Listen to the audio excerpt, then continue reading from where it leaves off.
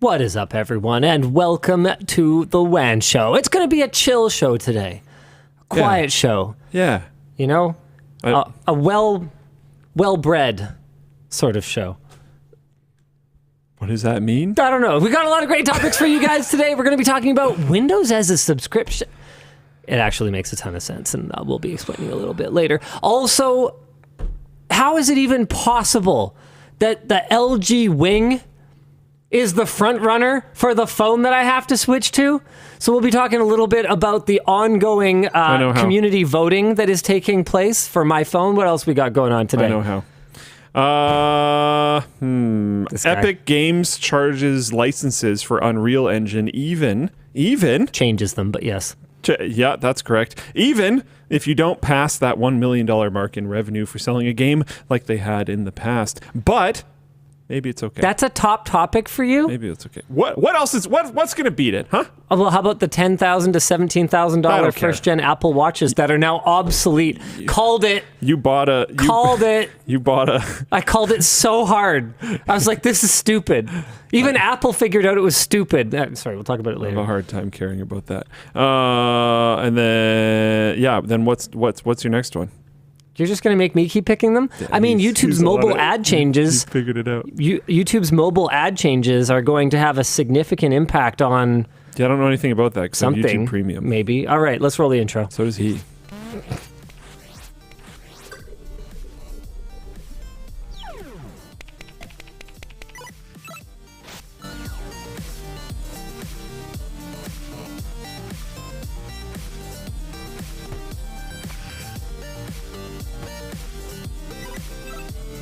The show is brought to you by MSI, Backblaze, and The Ridge. The big thing we're going to jump into first is that rumors about a Windows 12 subscription were swirling this week after German site Deskmodder found references to a subscription edition in a Canary Channel Windows 11 Insider preview build that is absent in other Windows 11 builds. While outlets like NeoWin initially supported Deskmodder's hypothesis, though, Windows Central has argued that this subscription language isn't, in fact, referring to the client version of Windows 12, but rather a newly discovered IoT Enterprise subscription edition of Windows 11.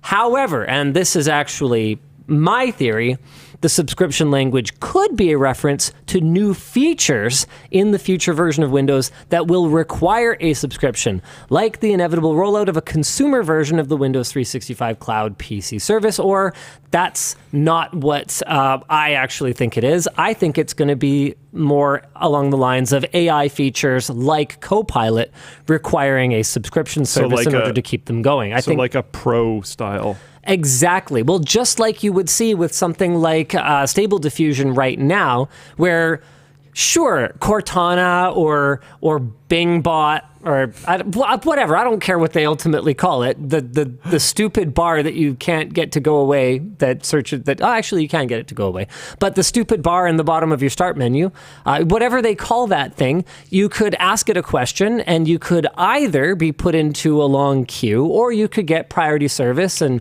quicker answers and more prompts allowed before you have to clear it and start over again. Professional features like that. I'm on it. Okay, we'll talk about that a little bit later. Luke added a thing to the bottom of it that I'm actually, feeling a little validated about, but I haven't read the whole thing, so maybe I shouldn't. So we'll fight version 2. So we'll. That's not what people tune in to see. They like to see us agree about everything. I don't think that's true. I think they'd love it if we just fought all the time. Yes, they would. No! Get in here, Dan. Start yelling. I don't want to. I'm sick of this. Wow, the show has devolved shockingly quickly this week. Anyway, I want to talk about Windows as a subscription. I'm gonna get canceled again. You're okay with it? I support it. Okay. I think it makes a ton of sense. I don't disagree. I have to leave. But only for the feature version that you're talking about. Yeah. I think if it was the base operating system, that would be BS. It wouldn't work. It'd be stupid. Everyone would be pissed off. Everyone's going to go to other platforms. But for external server AI powered stuff that costs a lot of money. It has made no sense to me from the start how they've had the GPT-4 level stuff publicly and freely accessible. No, that's wild. It's the whole Silicon Valley, let's burn the venture capital as fast as possible into the money burning furnace. It's that whole model all over again. We need all the users, we need all the, oh my God, we're not making any money. And then they have to like charge money for it at some point. Because the whole like, oh, you can go on OpenAI's website and use ChatGPT-4 for $20 a month, or you can just use Bing for free thing has been really weird to me this whole time. Yep. So that to me would make sense. Yeah, it makes a ton of sense. And I called this literally years ago that Windows essentially is free now. And it's not. You know, when you buy an OEM PC, for example, Microsoft is charging Acer or got a bit of a thing on Lenovo or whatever. They are charging them for a license, and you can absolutely still go to newegg.com and buy a Windows license. And if you buy it straight from Microsoft, you will even pay a lot of money for it. But it has been very clear pretty much ever since they started offering free upgrades from edition to edition of Windows. In fact, they only recently closed the Windows 7 to Windows 8 loophole. Really? Mm-hmm. They announced that it was no longer a thing years ago. Yeah, I thought it was. But you could totally still do it. And apparently there's still a way to work around the way that they have closed it. Like, it's totally still a thing to just use a Windows 7 key and upgrade it all the way to Windows 11. Man, wasn't there like a Windows 7 Ultimate key or whatever at that tech shop that you bought out? I think so. It's like, nice. Nice. Heck yeah. But ever since they started doing that, it's become very clear that they are going to say they care and that piracy is really bad. But what they figured out in the Vista days is that their position as the monopolistic owner of the operating system space is not as secure as I think they thought it was. And I think a big part of the reason that the year of the Linux desktop keeps being a meme and keeps never happening is that Microsoft has gradually loosened their approach to DRM and to anti-piracy. It cannot possibly, think about it. Okay, I know this is some tinfoil hat sounding, it's raining frogs or whatever kind of stuff right now.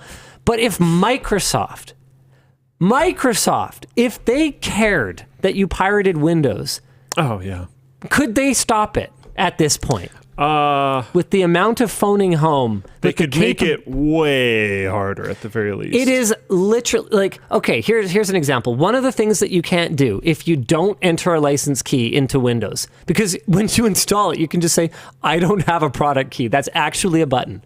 You just press it and you install Windows. And in the old days, it would pretty much cut you off after, I think it was 30 days. Or maybe you could extend it a few times to 180 or something like that. These days, you just press that button and then just never enter a product key. And it has a watermark in the bottom right. And this is one of the sort of validations of my theory. That watermark is really hard to get rid of. If you that's interesting. If you try hard enough, you can. And there's fake activation servers and if you can actually pirate Windows still. But if the only drawback to having the not pirated and I didn't install some sketchy thing or download some sketchy thing and I just have this it's fine, whatever, who cares?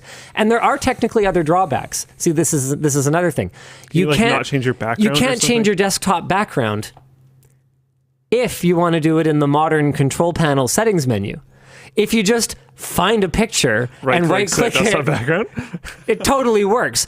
So that's the kind of workaround that I'm looking at going, okay, this is clearly a very half-ass effort, you guys. Yeah. You're not convincing me right now that this is actually a problem, because I think Microsoft's biggest priority is having the largest platform. And I don't think they take it for granted in the same way that they did in the Windows XP days. In the Windows 98 days, even. They are fighting against valid competitors, especially, look at what Apple's doing with macOS. Sure, they don't care about the Mac, which is frustrating. But on the mobile side, on the MacBook side, they're still doing stuff.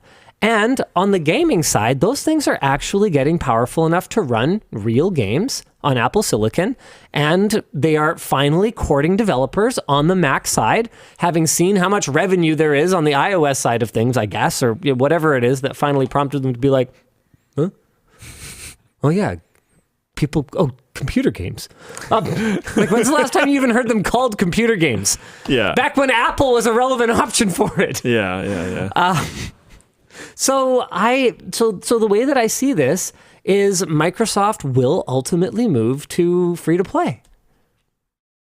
And here's something really crazy. I'm about to make a bold prediction that won't get me canceled, but could get me laughed at. I think it will be more profitable. Oh yeah, no, I agree. I think that if they bundle in ad removal, if they're like, this is Windows, not Windows Pro, but Windows like Premium. Windows Premium, the exact word I was going to go for, and it no longer has ads, and you gain AI features that hopefully don't completely suck, which we'll talk about in a second. But if it has ones that are actually worth anything, and the ads are gone, the ads being gone alone would be worth something to me. I think they should go back to the Windows 95 branding and call it Windows Plus. Ooh. Yeah. I kind of like Windows 12 Plus or something like that. Like I'd love the throwback, even if I hate giving the money every month, but I got to be honest with you, I would probably buy it. If it removes ads, I'd probably buy it. It needs to have a family plan. Like, there's no way I'm going to buy a full license for every computer, but Microsoft's pretty down with that. They have been open to group plans, whether it's corporate, like MSDN or whatever else, or even whether it's family, like Microsoft Office had family plans back in the day, probably still does. Yeah. It was like student and family or something like that. So if I just had to buy, Windows Premium or Windows Plus or whatever else it is for every, 5 computers I have or whatever, Yeah, they'd probably get me. If the operating system's free. And I would be spending way more on Windows than I do today. As it is right now, I basically buy a license every time I am finally on a machine where I have to do enough screen capture on it that I'm like, okay, the optics of this are really bad. If we upload this to the channel, I should probably just buy a license. So my work computer is done. My home desktop is also done. I have a legit license for my home desktop. And then I entered a license onto my media PC ages ago that I own, but I think is not a proper one. I think it's a gray market one or something like that. But I actually bought proper licenses. I think it needs both, personally. I think it needs actually good AI features, and I think it needs ad removal. Okay, let's talk about the AI features because Luke put this into the notes. Related, Linus was kind of right about Copilot sucking now. I did not put this into the notes. Oh, well, someone did. Someone did. And so I'm going to go, yay. And no, I completely disagree. Okay, fine, hit me. Because my point was not about it being bad. My point was about the journalistic issues with how we were addressing it, which I was completely right about. That was not the same build. Okay, so I didn't show my work, which is a problem for me sometimes. But I did explain last week that it was pretty clear to me that based on the overall direction of development... It just doesn't matter. But it does matter. No, because you didn't show your work. What matters is that I've seen a lot of pre-builds of things. I've seen a lot. And some of them haven't. But I have. Yeah. So I've seen a lot of pre-done things. It's always interesting to me when I read an article or I see a forum thread discussing leaked benchmarks of an upcoming CPU, for example, and that CPU isn't due for launch for another 3 months or something like that, and you'll see people speculating, particularly fanboys. I see this a lot. You'll see them going, "Oh yeah, but it could be way faster. It could be a winner by the time it comes out." And I'm kind of sitting here going, "No, it won't be, because it's so far behind that you got to understand, like silicon, they ain't spinning new silicon in that amount of time. It is better than what we used. Sure, but hold on. Let me finish this. Let me finish this train of thought, though. Yeah.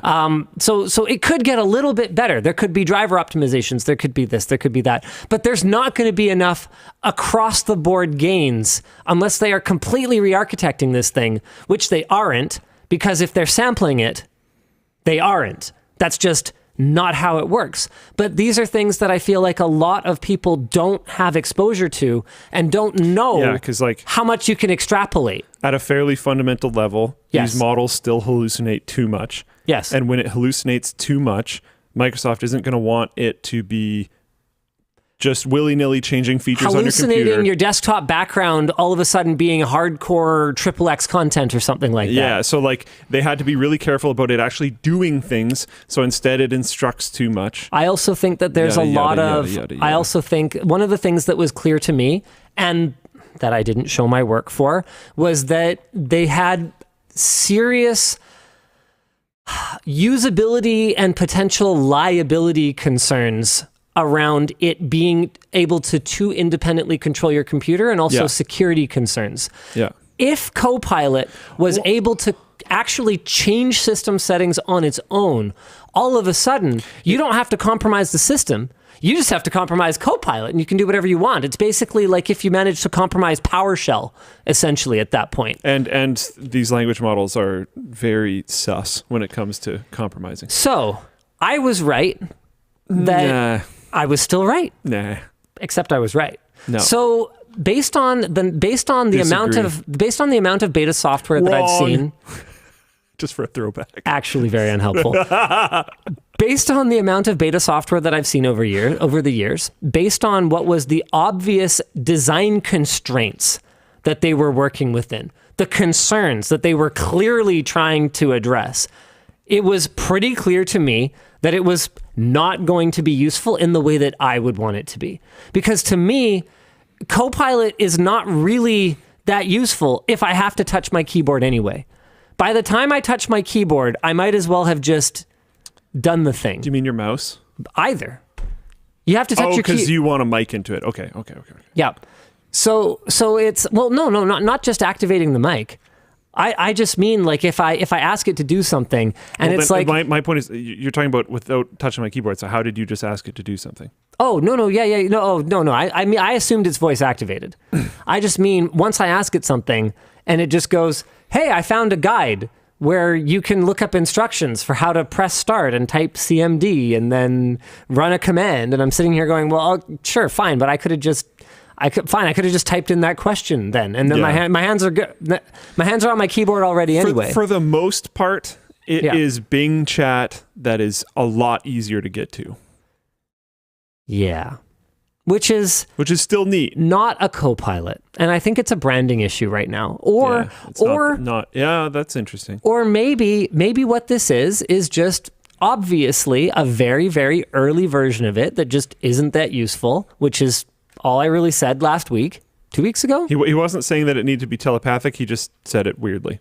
Oh, yeah, no. We figured it out. Okay, so yeah, when we tried it last week, you would ask it something, and then it would spit out instructions that basically negate any reason for you verbally interacting with your computer. Because all of a sudden, it's like, okay, well, to follow these instructions, I need to I still think it's going to do that for a long time, very long time. Very long time. Years, potentially, because of the hallucination problem. I think as long as it hallucinates a reliable amount, which might sound weird, but I do mean it the way I said it. As long as it hallucinates a reliable amount, they're going to want to keep it away from doing relatively important system tasks. Yep. And they do have it doing, like, the dark mode, light mode thing does totally work, and it even like looks kind of cool. You can use it to change from dark mode to light mode. Yeah, but it's just dark mode. It's purely aesthetic. Yeah. And honestly, I think it is as much to do with security as it is to do with definitely both with that. Because if Copilot could do anything, even something as simple as waking the PC. I do think we're going to get over the security thing, though. Well, because I think they're a little worried about that right now, but you can still do that through like PowerShell scripts and all this other kind of stuff. So it's not like that functionality doesn't exist. I think they're worried about the door right now. So I do think it's valid. Exactly. Yeah. So if you could do anything, even something that is as seemingly innocuous as changing the system's sleep settings, that's a huge security vulnerability, potentially, right? Like if I could just, walk by someone's desk. Let's say I have access to the building and I could kind of like physically access the computer. And I know that this person's kind of careless about leaving their computer when they walk away, but they have like a 15-second a 15-second sleep, so they don't have to think about it, right? If I could just kind of swing by their computer or compromise Copilot somehow over the network, and I could get it to change that to a 5-minute timeout, all of a sudden this system that would normally be locked could be accessed. And yes, I know just a Windows system being on the lock screen is not secure. I get it. But the difference is that if I can get it to not go to sleep, I can access that computer, change it back to 15 seconds, let it lock, and walk away with no one ever knowing I accessed it. If I have to strip the account security off of it, then I can't do it as stealthily. So these are still things that matter. And so there's so many different ways that a computer could be compromised that we might not even think about, that I can understand why Microsoft is being extremely cautious. Yeah. Which is, again, something that I could tell from last week, and that informed me that this is obviously not going to be useful at all in the way that I would want it to be useful, and therefore is going to suck. No matter how unfinished it was, because it's obvious that they have serious design constraints. I'll make a compromise for you. Sure. You were correct. Yes. You get 0 marks. That's fine. Okay. Yeah, I'm totally fine with that. I would rather be correct and get nothing 0 to 5 than get $1 million and be wrong. Like, no. That actually has all the value to me. Correct 0 to 5. It's pretty bad. I don't think you haven't used the actual release version. No, I haven't yet. So it is better than the one we were messing with on the show. I would hope so. It's not, for all the reasons you're saying, it's not massively better, but it is better. And I will concede that you were also right that we shouldn't present it as some kind of finished thing. Problem. Yeah. I guess I just so again, this is something where sometimes I have blind spots. Yeah. Like, I evaluate beta crap all the time. It's actually my job. The reason why I was like so mad is because I knew what you were doing, but I was just like, I do it all the time, right? And so I just make the assumption that everyone watching is like, oh yeah, it's beta. Just you also have to consider when someone's going to tune into the show. Yeah, that's fair. Yeah, and all this. Yeah. So like it. Yeah. Anyways. How about this? We were both right. Nice. Hell yes. Negotiations. Let's go. It's so I think it's actually going to genuinely see a decent amount of use. That was the worst moment of WAN Show ever. That was so cringe. That was pretty cringe. I think it's actually going to see a decent amount of use with people that aren't super familiar with their computers. I might want to do something to it. Yeah. But also, like, don't want to end up on some weird forum trying to learn. That's the problem, is that's what I want it to do. And it's just not... No, it can do that, sort of, because when you ask it a question and it just spits out a list of steps, I understand. Yeah. I understand. Hold on. Not going to happen. That's still better than having someone dive through forums. Unsure, whatever. I understand it's doing the same thing. Yeah, here's my problem with that, though, is that's useful as long as what you're trying to do is the most basic version of whatever problem absolutely everybody else had that could possibly be phrased that way.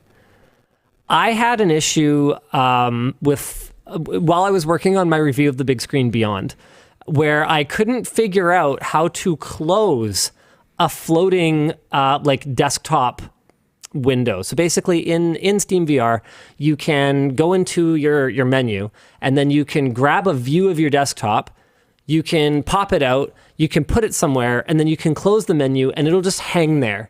Cool. In VR, and you can do your thing and it'll just be there. And I couldn't find any resources that could tell me how to close it.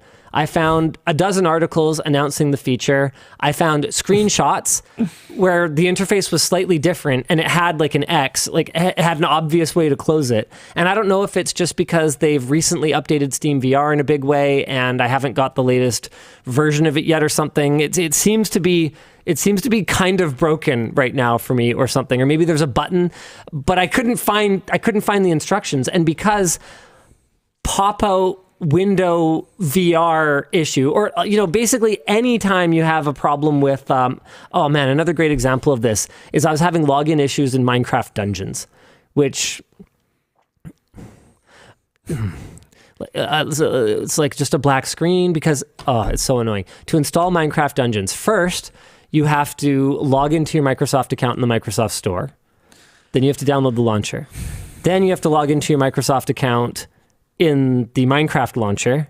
Then you launch the game, and then you have to log into your f***ing Microsoft account in the game, which if you haven't logged in over 2 months or something like that, and it times out, there's some stupid like app data file you have to delete so that the thing will actually refresh. And to top it all off, because, okay, don't forget two-factor authentication. To top it all off, when you're working with a child's account, you have to provide a parental authorization every f***ing time, and I have 3 kids! Wow, that's okay. So to play Minecraft Dungeons sometimes, I'd be doing this times 4 computers. I'd be spending an hour just getting the game open. So you did 12 logins and 12 parental authentications? Whatever it worked out to. With probably 12 2FAs? Yeah, it was very... That's the worst. Frustrating sometimes. It's like, is this just on GOG? The answer is no. Handyman says, go passwordless, use 2FA and passkeys. Handyman, we are often aligned. That, while the right move, it absolutely did not result in less steps. It resulted in a lot more steps. Yeah. Because now for every single one of those computers, unless you're doing it on your phone, you're logging in each time. If you're doing it on your phone, then you're still juggling back and forth. Yeah. You're still typing in the whole password. Yeah, it's very frustrating. Yeah. Yeah. Password managers don't reduce steps. No, they don't. They increase steps. Yeah, but they increase security, and I fully support the use of them. You should use them. They're very 100%. Important. Yeah. But yeah, it can be very frustrating. I forget why we're even talking about this anymore. Something about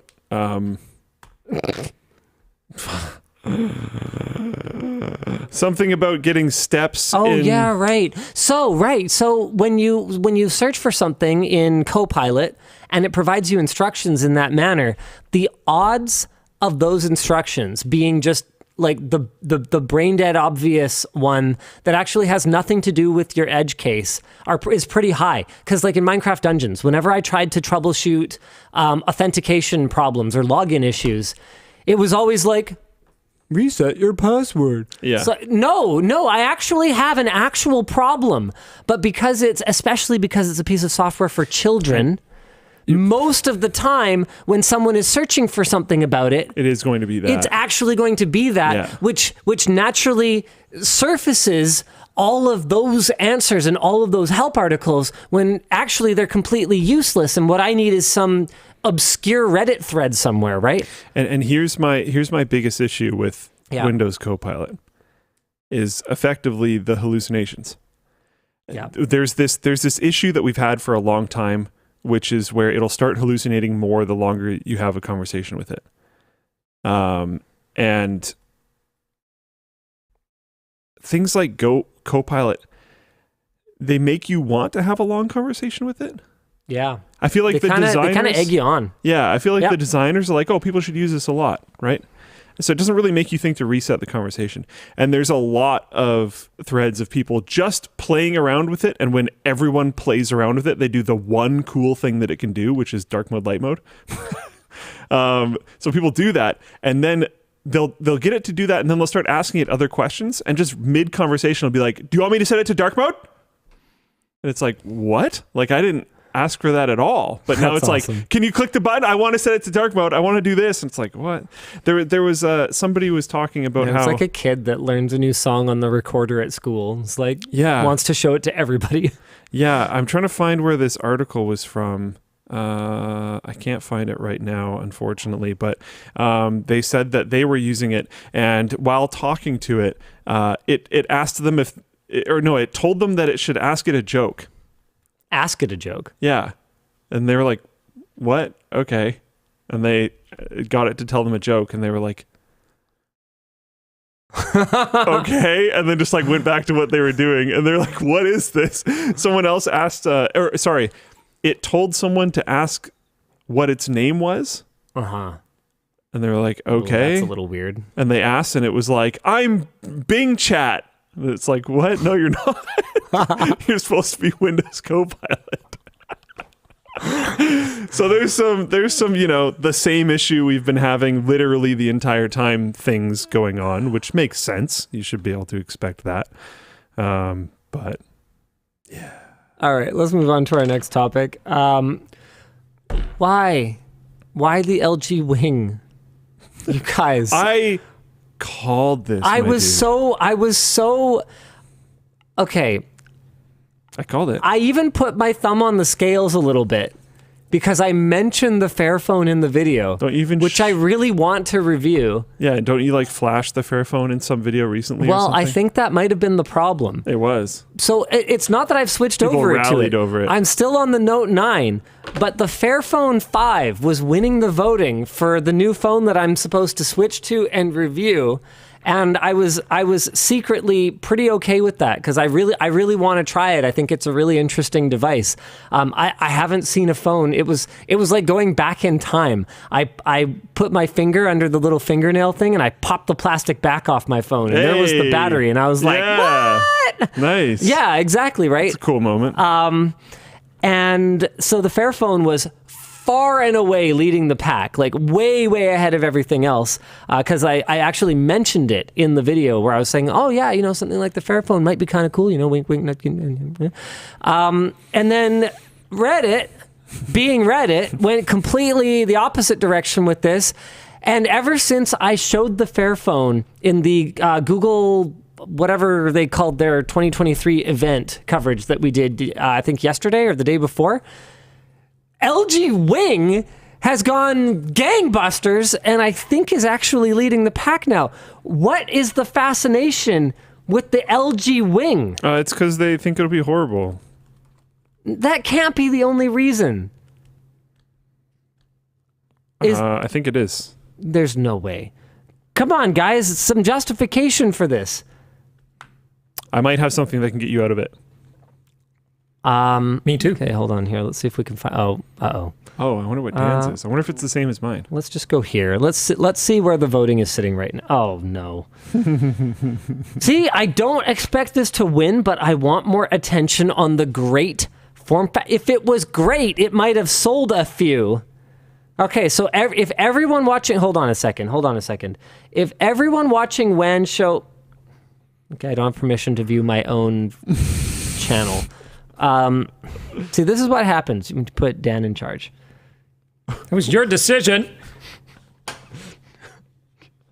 It's probably Luke. Maybe. I don't even know what you guys are complaining about, but yeah, I did it. I blame Luke. Yep. No, I'm not even... I can't... It's discontinued? Yeah, but he can get one. Okay, well, I can't see it. Anyway, the point is... You got a Hot Wheels PC. Okay, the point is...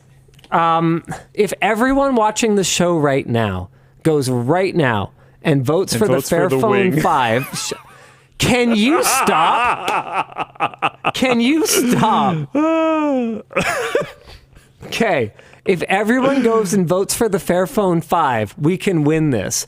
And then we can get a review of a legitimately interesting, more sustainable phone. They offer long-term software support, replacement hardware availability, all this cool stuff. I gotta admit, it's a bit of a brick. But I think we can do this. I think we can get a useful video about a real product that actually matters. Okay, so let's see. Are you guys doing it? You're not doing it. What is the point of me even saying anything? Okay. No, they're not doing it. Dan, what is your way to get him out of this? Yeah, Dan, I want to hear yours first because I'm wondering if it's the same as mine. Let me okay. hold on. Wait. I want to type mine out just to see. I mean, I highly doubt this, but okay. Okay. Today, the donor phone for his other phone arrived. Oh. This was, we're not aligned. So I don't have to upgrade at all. No. I can just keep using my note. You hired me, 3. so I can just keep your phone alive forever with organs from younger phones. Like billionaires. Yeah. Does it have to drink their blood? Nope. If it's a billionaire. Okay, my argument... It doesn't drink pool water, I'll tell you that much. My argument is current gen operating system. Android 14 just dropped? It just got Android 13 like a couple months ago. Yeah, but it will not get Android 14, and Android 14 just dropped. We specifically said as long as it supports up to like Android 12 or something like that. Well, 11 is the best. Well, yeah. I did tell you you're going to get trolled. Yeah, but I thought it would be trolled like using iPhone. LG fucking wing? They found the gold. They found the most hilarious thing. It's the most hilarious thing, which is why it's getting the most votes. It actually, like, I don't know. If the goal is the funniest option, they definitely found it. The Fairphone is the most interesting option. This is the phony McPhone face of responses. Yes, 100%. Yeah. Yeah, the Fairphone is the most interesting option. The Wing is the funniest option. This is so dumb. I have another question for you. What? What phone do I get? What phone do you get? I committed many years ago that as long as Luke followed me on this wild journey, he would always have a good PC. I didn't mean it in that way. I'm not giving you a phone. That was never the deal. I wasn't asking for a free phone. I was asking what phone should I buy. Yeah, he's backpedaling now. No. Classic Luke. What phone am I getting? Well, I'm not giving you a phone. No, I wasn't asking for a phone. You know what? Now I want a phone. Fine, here. I don't want that one. It's better than yours. At least it doesn't interfere with the mic. It probably is better than mine. No, but okay. So I was waiting for the. Oh, you know what's really funny? Hold on. I'm totally gonna interrupt you here. It's fine. You are, I think, the third person to see my video saying, "I don't know what phone to buy." No. Who has seen that and asked me, what phone should I buy? Dude, I talked about this on WAN Show months ago. I was going to wait for the Pixel 8 announcement and then potentially buy it. I literally lined this up months ago. Okay, well, multiple people like that I know personally have seen my video, just come across it because it got fed to them algorithmically. And we're like, your videos pop up sometimes, is blah, blah. The algorithms are creepy. I saw the title, you need a new phone. Hey, I didn't actually watch the video. Maybe they read the comments. But I'm in the same boat. I was rocking my iPhone 7 caseless, but juggled it while I had a baby in the baby carrier, and it smashed. Curious if you have any recommendations. I'm just like, the video title was, I don't know what phone to get. And then you're like immediately, hey, Linus, what phone should I get? In all seriousness, though, I did have a good recommendation for them because I do actually know like what phone they should buy. If they've been using an iPhone since the iPhone 7, they should just get a new iPhone.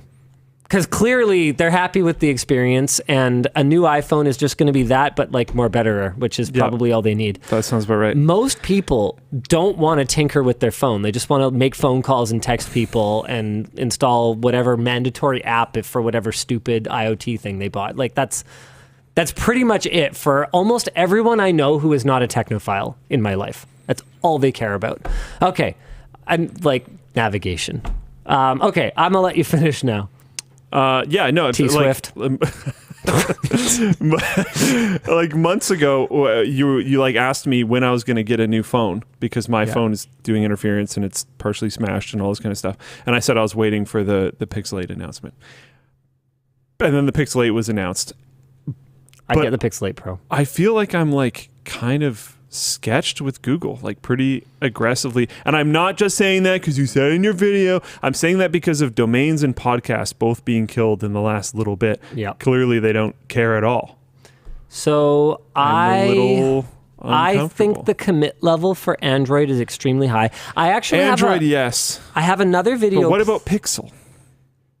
I think that Pixel and Android You think there's are always like going to be a this now. Pixel? I think always is a really strong word, especially for a company like Google, but I don't think that Pixel is going away anytime soon, especially because the Pixel has already kind of gone through its period of extremely high losses for Google, and it made it out of it.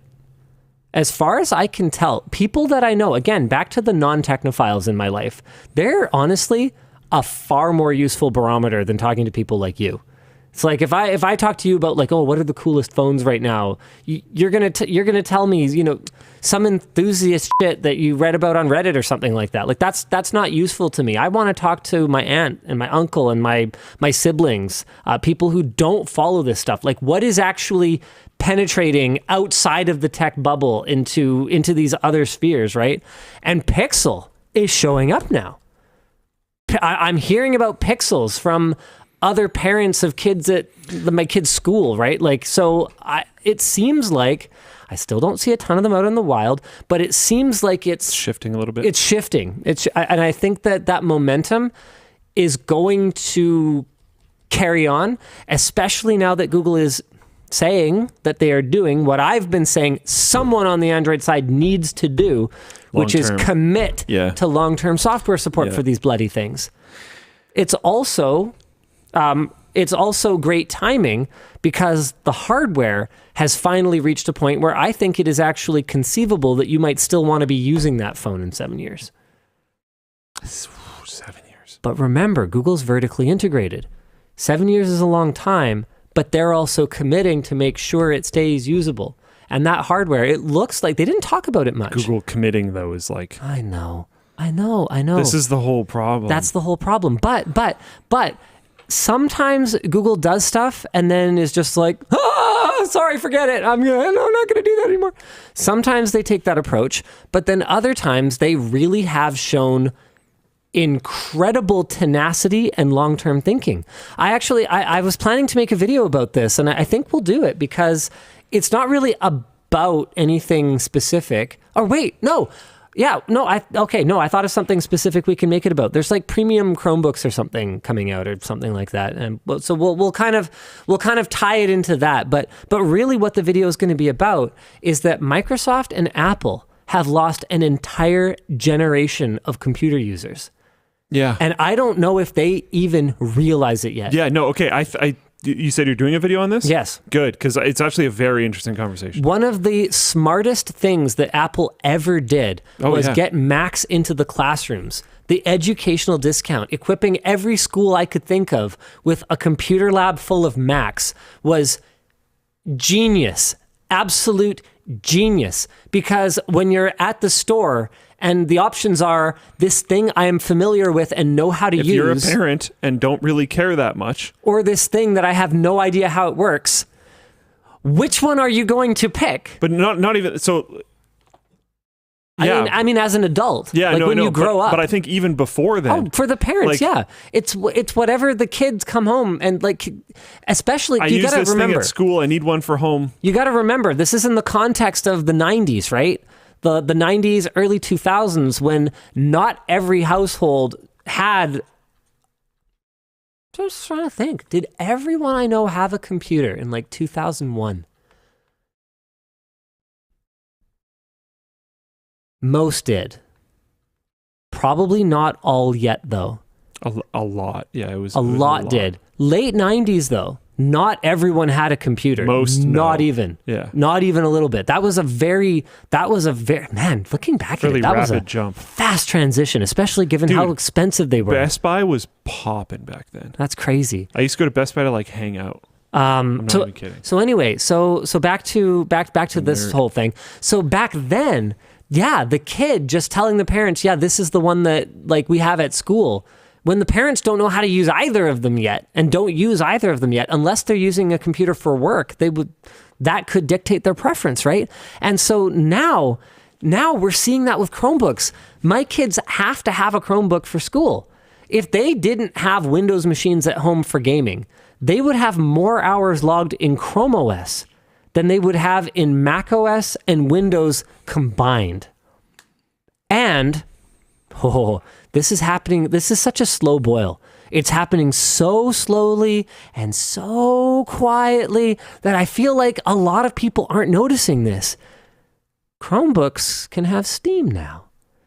And they just like can have x86 processors, or like, you know, they...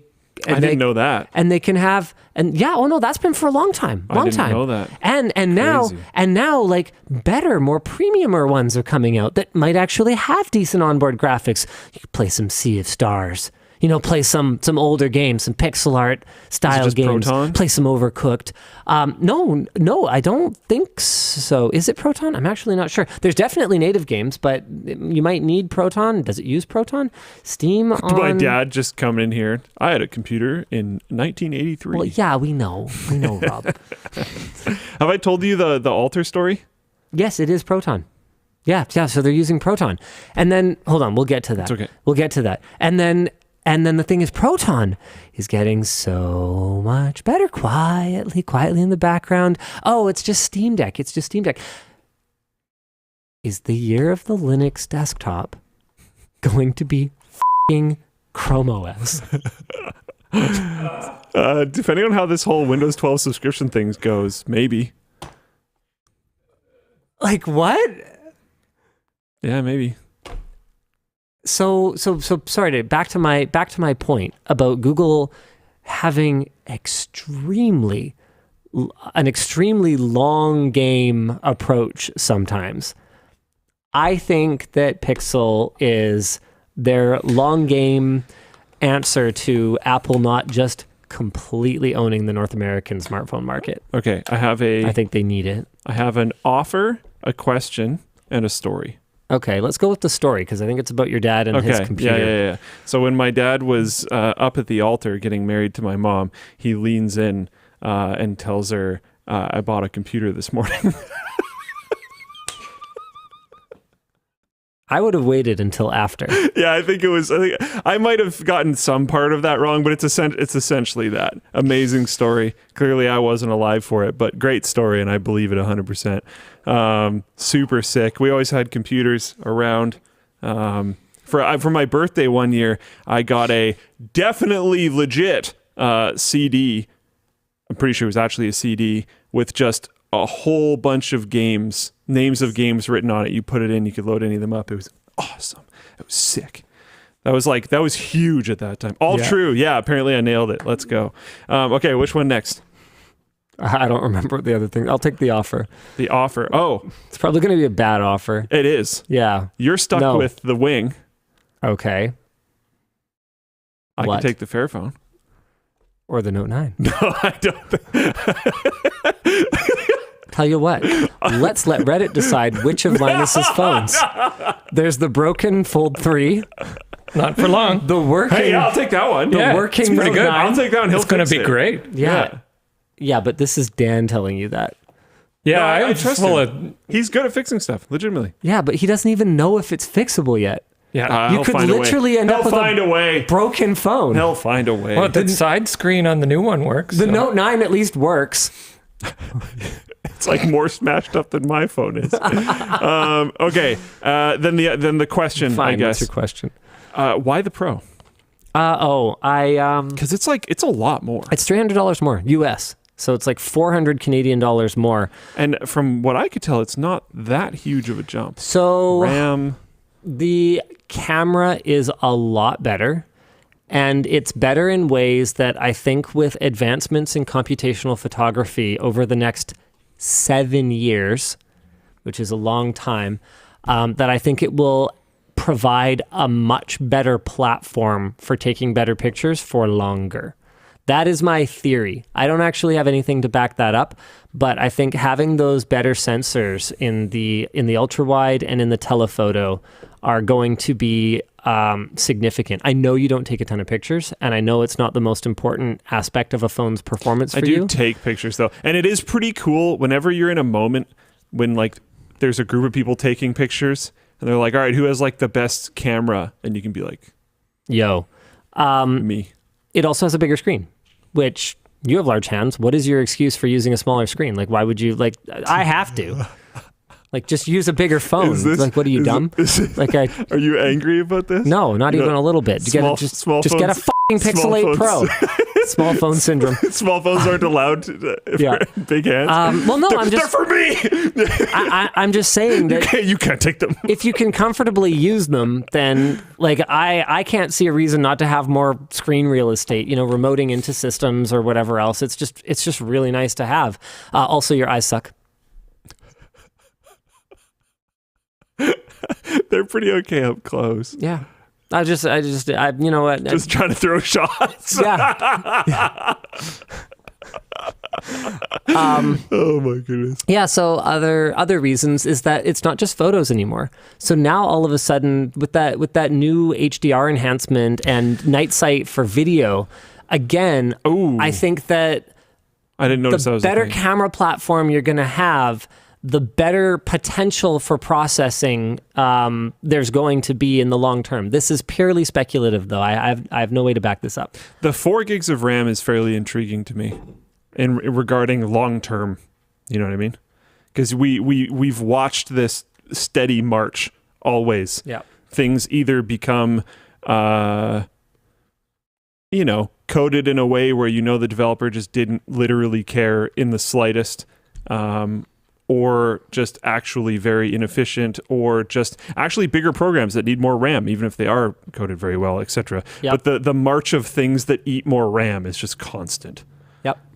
So and I don't know. You're the kind of person, like you always gotta think about when someone asks for a recommendation, who are they? Who is this person, right?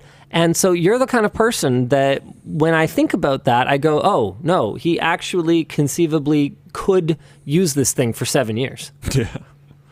Possibly, yeah. But then you've been burned on Pixels. Every time you've bought them, you've been unhappy with them. For a while, not forever. I was really, really early on in the Nexus train. Loved it. Loved the really early Pixels. It's the last 2 Pixels that I've had that have both had a lot of problems. I've heard from other people that have had the same Pixel as me. I think Conrad, I don't remember, that they had a great time. So I don't know that this is universal, but I've always had tons of issues. My phone, since the day I've had it, the whole time I've had it, has had this issue where the drag down tray at the top, will just randomly shoot down. Okay. So I'm like trying to do something on my phone. It's just like, bleh! I'm like, that's really annoying. Or like literally while I'm typing things, like you call up something, they're like, enter your whatever. And you go to type it in, it'll just turn the screen off. Nice.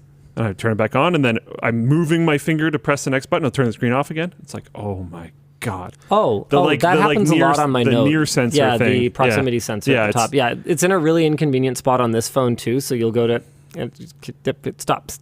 No, mine'll like, I'll have my phone just on the table next to me. Yeah. There's nothing on top of it. There's nothing there. And it'll just be like whipping the top tray up and down rapidly. And it'll like turn the screen off randomly when I didn't actually manually do it. Like it's just terrible. People are saying RMA. Yeah, good luck. Yeah. They will tell you that they won't fix it.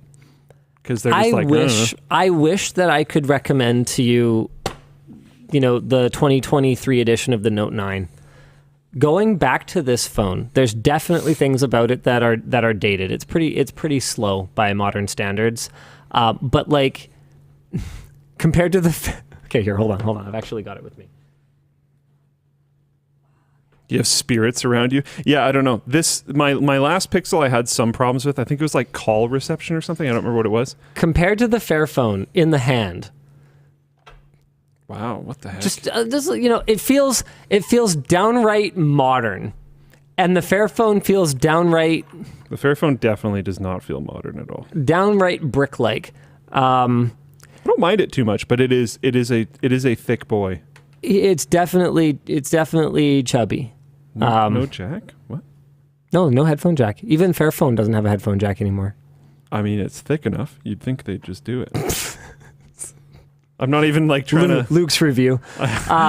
Like this thing, if I could just get this, but more moderner and more better, I would absolutely take it.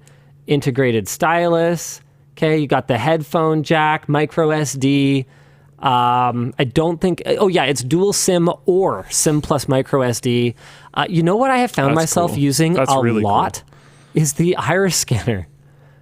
I didn't even think about it all the years I was using it, and I didn't really miss it with the Fold because the location of the fingerprint sensor was very convenient anyway, and whatever.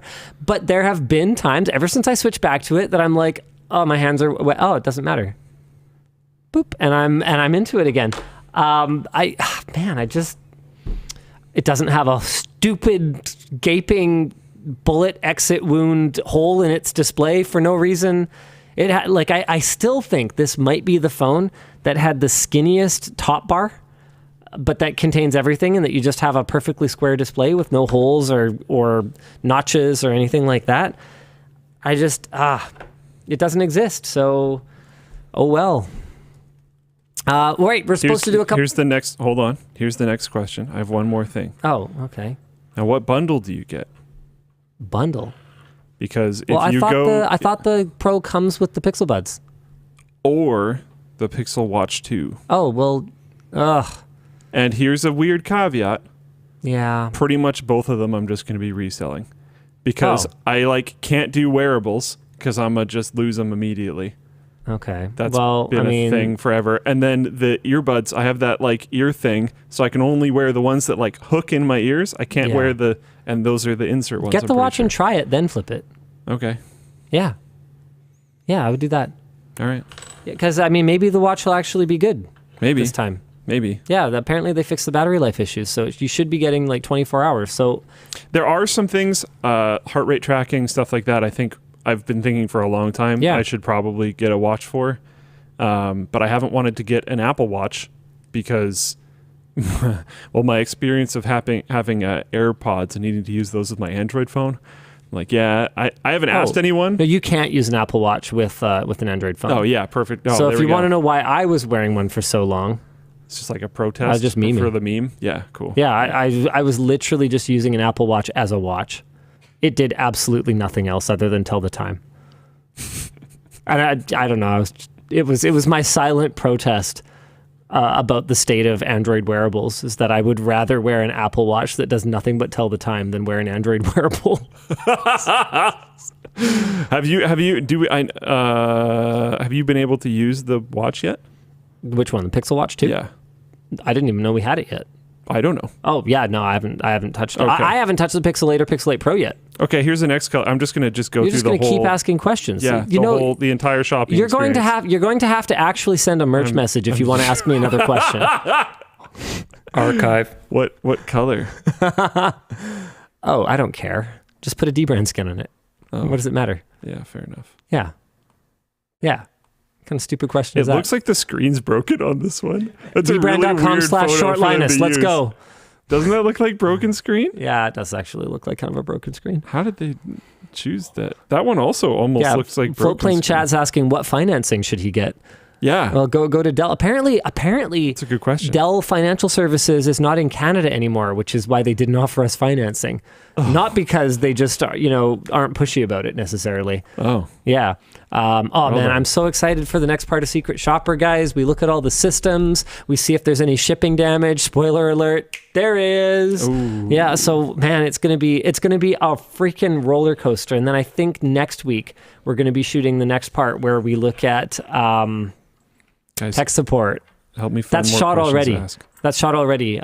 Shay was in here for, I think, one day doing the ordering.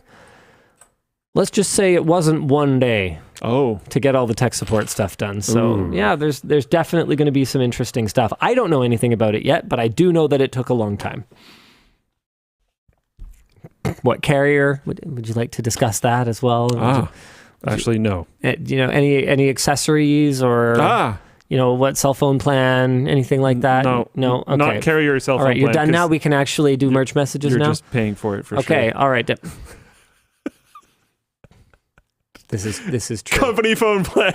This is true. We have company phone plans. It's one of our perks. Yeah, it's on the website. If you go to linusmediagroup.com/jobs and you scroll down to the bottom, apparently no one does that, but it lists a bunch of benefits. I don't know. You might want to read them. No, it's a horrible place to work. It's a horrible place to work. We're a cheapskate employer. I mean, my experience today, yeah. They do got snacks, though. Hey, the snacks are pretty good. It's pretty nice. It's Yeah. pretty good. Yeah. All right. What are merch messages? Yeah, right. Merch messages are the way to interact with the show. And I apparently triggered one of our regular viewers extremely hard last week when I said, hey guys, we don't have a straight up donation because from our point of view, you should get something when you spend money. We don't have a straight up donation. So if you really want to just donate, you can buy a gift card on the store and then just never spend it. And they must have an accounting background because they were extremely upset about the growing liability that we would be carrying in terms of this like unserviced or this like unaccounted for like effective debt that we have to. It's okay. Don't worry. Most people actually Do want things. whether they realize it or not. Most people, once they've handed the money over, do spend the gift cards. Oh, maybe I should use this. Yeah, exactly. Hey, that screwdriver is actually pretty cool. Yeah, exactly. So whenever we say, hey, if you just want to send in a merch message and just donate to the show, we're not actually asking for your free money. We want you guys to get something, but you just don't have to have it today. You can pick up a gift card now and then you can spend it later. I don't care. I'm also, speaking of which, if you end up doing that like a lot, and you end up saving up like a fair amount of money worth of gift cards, I know it's like the LTTStore thing to release products when they are like exactly 180 days out of season, but but there's actually some like really nice jackets. I prefer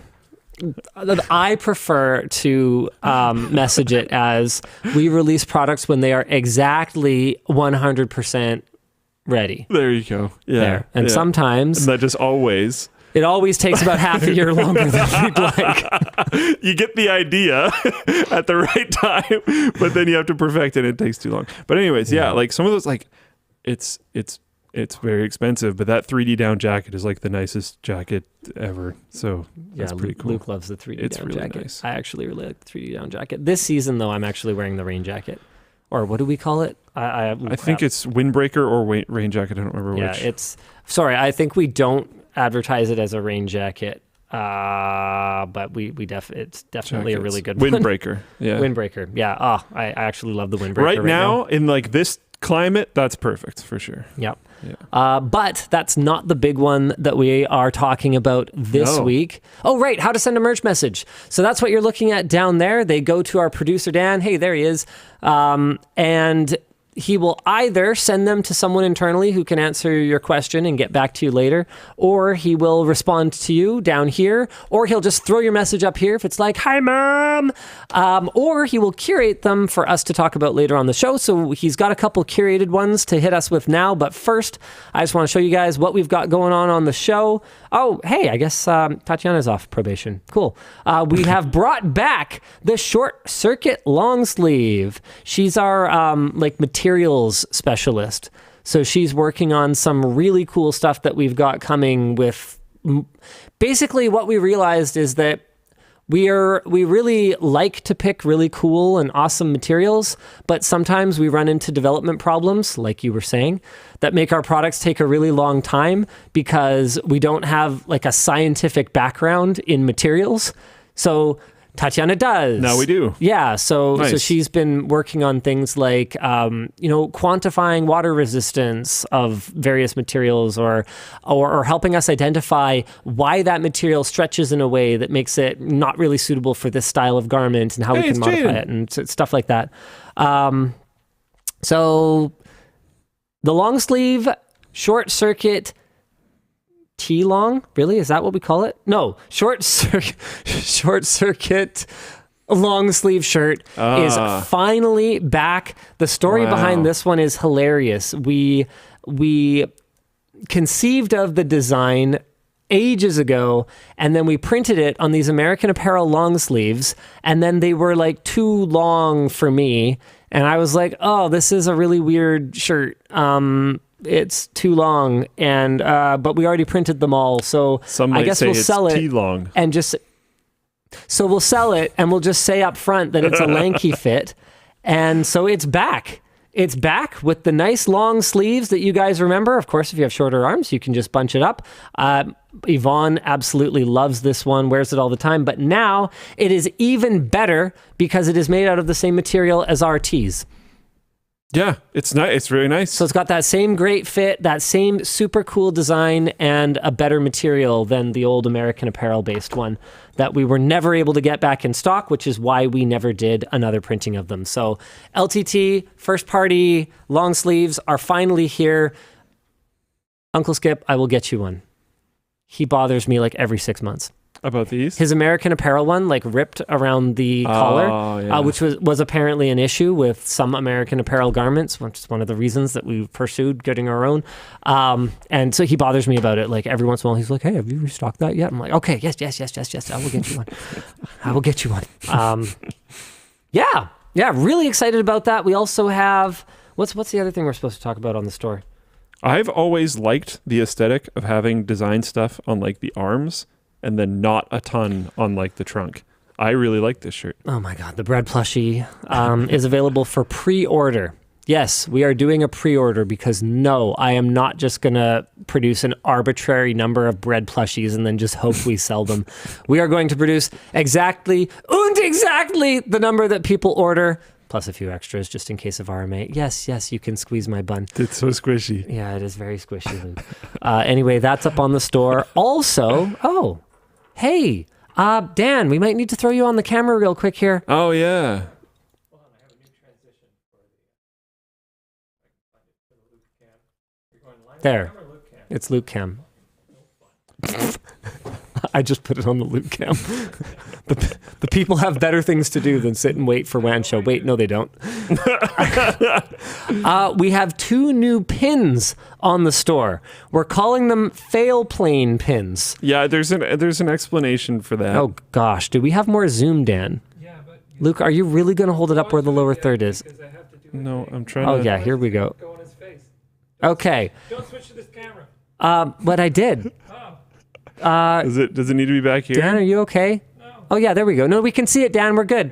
Hold it next to your face. Okay, we're calling these FailedPlane pins. Trying to angle Our it pin correctly. supplier, there was a bit of a miscommunication with our pin supplier, and our upcoming order of FloatPlane pins got, well, Float.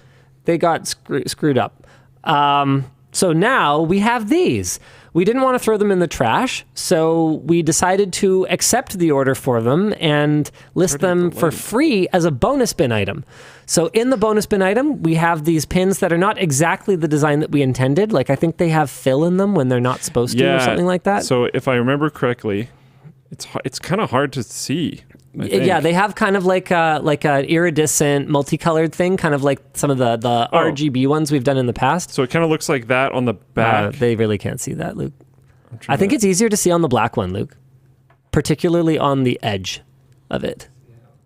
Okay. I don't Man, know. this is hard to watch, you guys. Oh, yeah, there you go. You can totally see it, like the purple-blue kind of... Yeah, so that color yeah, was supposed to be like inside the wings on here.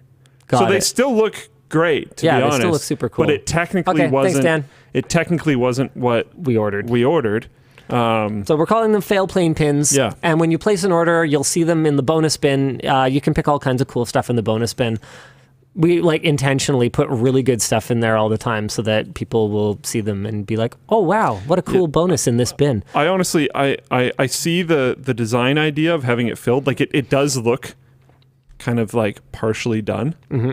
But I think there's going to be some people like these more anyways. Yeah. So like, cool. You can get them for free. So the FloatPlane pins will come at some point. Wings like the LG wing. No, I'm not talking about that anymore.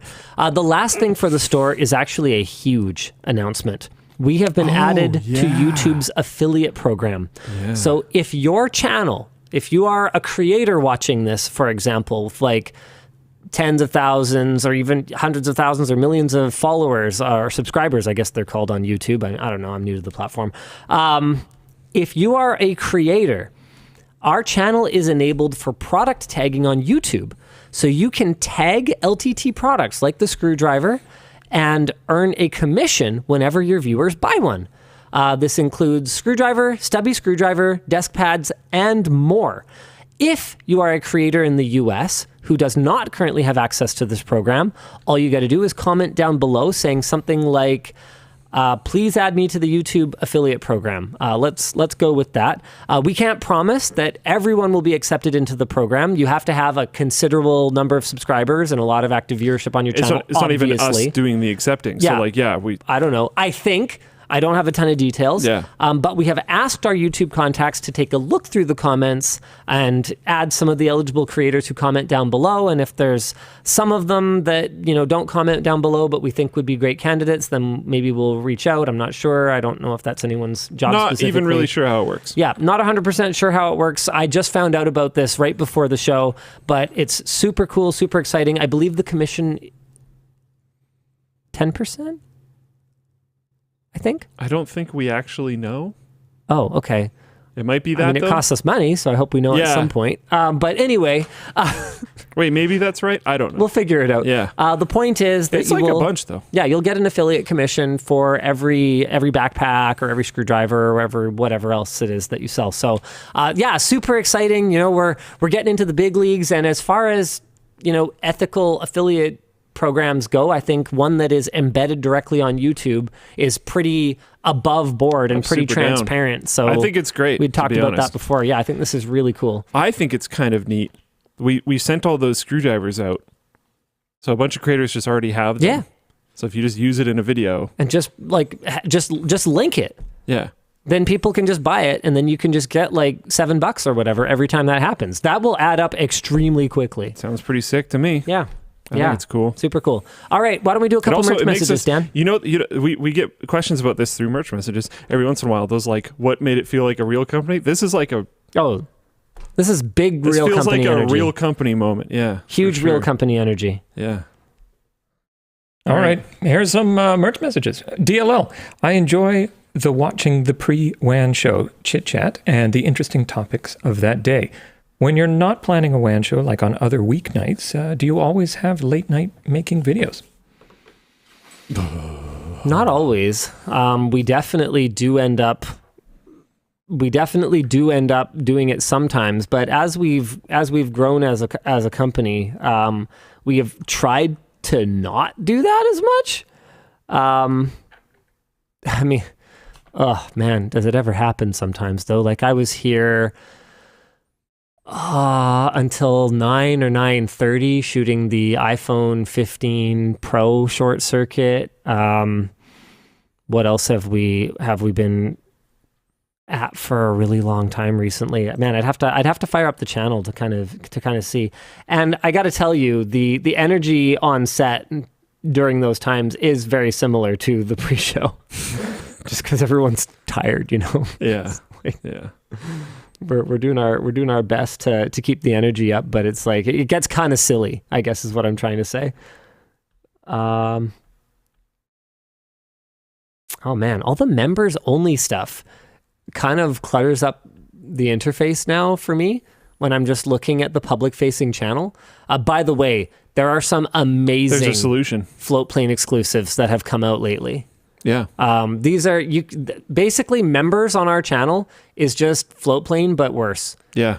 So you pay more for no reason other than that you just didn't feel like entering your credit card into our website. The Newlywed Game videos Yeah. are actually hilarious so far.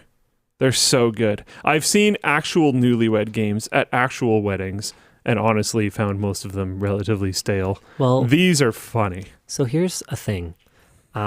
I forget who I was talking to. I think it might have been David, the camera cinematographer David. And he made an observation that, he spends probably more time with me than anyone else, like in his entire life.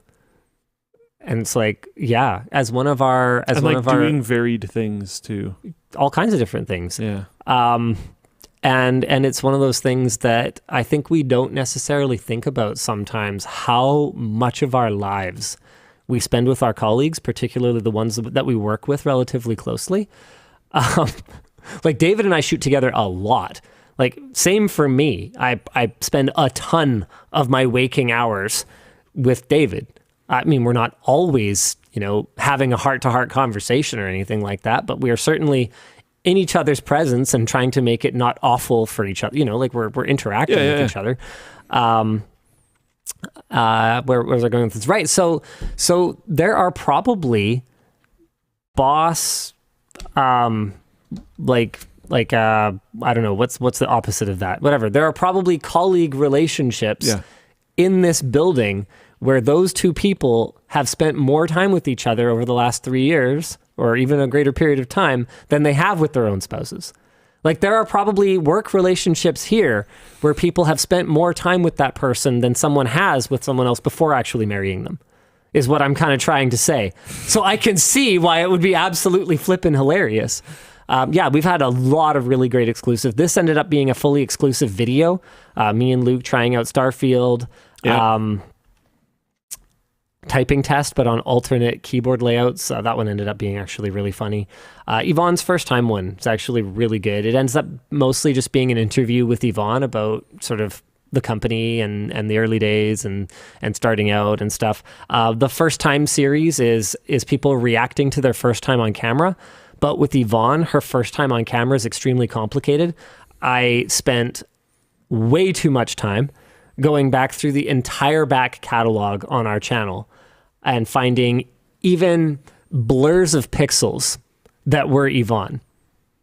Like when she was shooting something and moved the camera and was caught in a reflection for a moment. I'm like, well, technically that was actually her first appearance on the channel, but you couldn't see her at all. So it's a pretty good one. It's a pretty good one. All right, Dan, hit us with a couple merch messages. Oh, wait, there's one more. I got one more for you. Yeah. Hi, LLD. Oh, wait, no.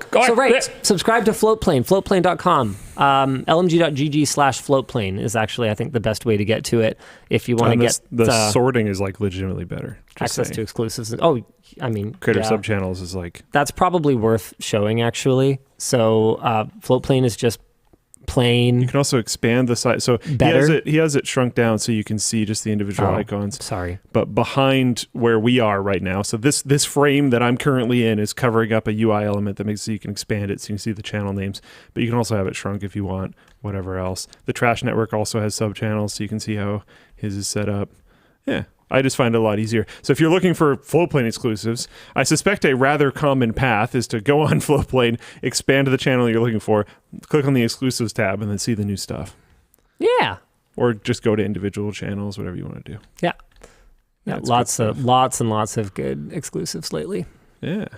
All right, one more.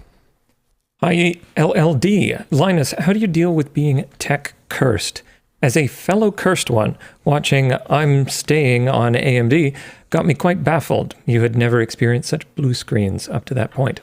I mean, I've experienced some doozies of blue screens, but one thing that wasn't captured was that it changed. That was a still picture of it.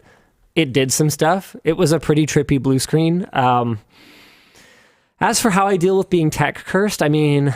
I understand that it's self-inflicted. Yeah. If I wanted my stuff to work, then I would never touch anything newer than 3-4 years old.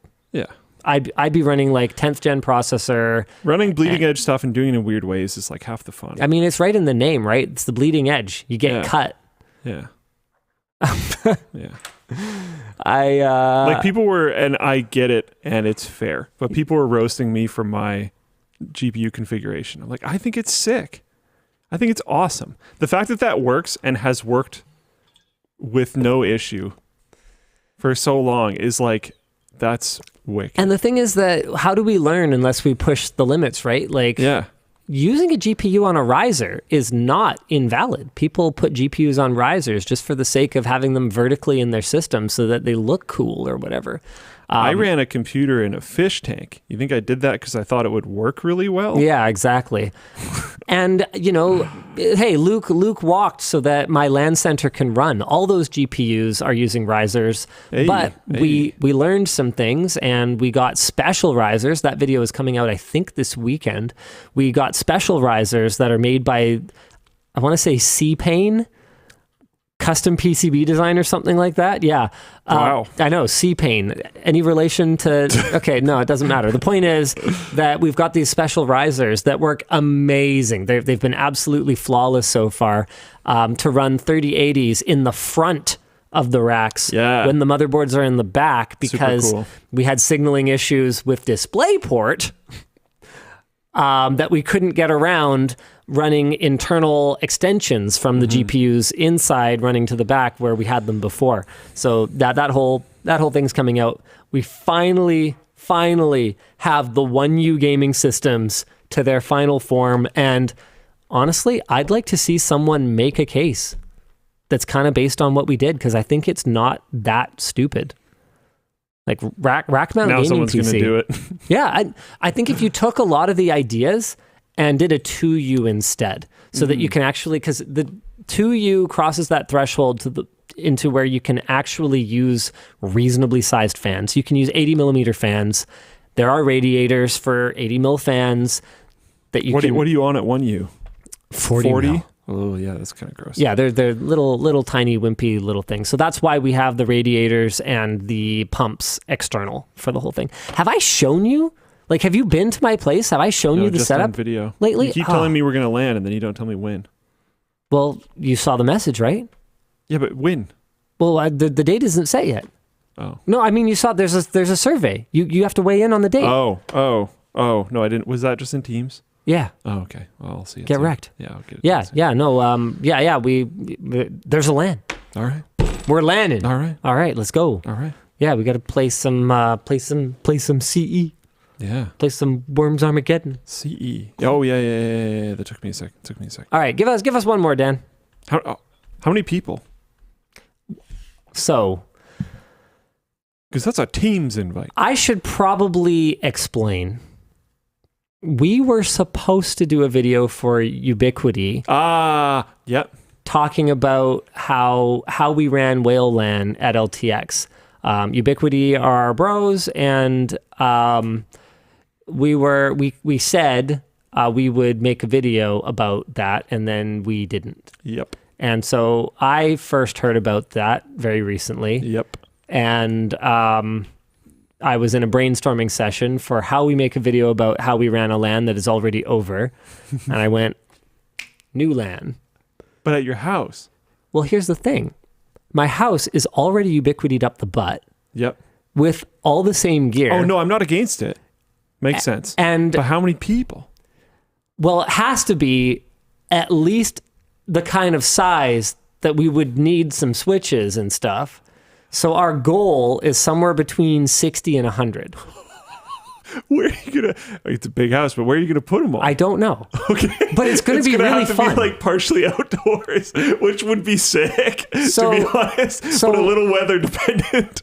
Yeah. So I think this is interesting for a lot of reasons. I want to see how close. I told Jake we need to get a clamp meter for the main power line running into the house to see how close we get to our actual service capacity. Start borrowing power from the neighbors. It's like borrowing water back in the day, hoses for the pool, but instead it's power for the LAN.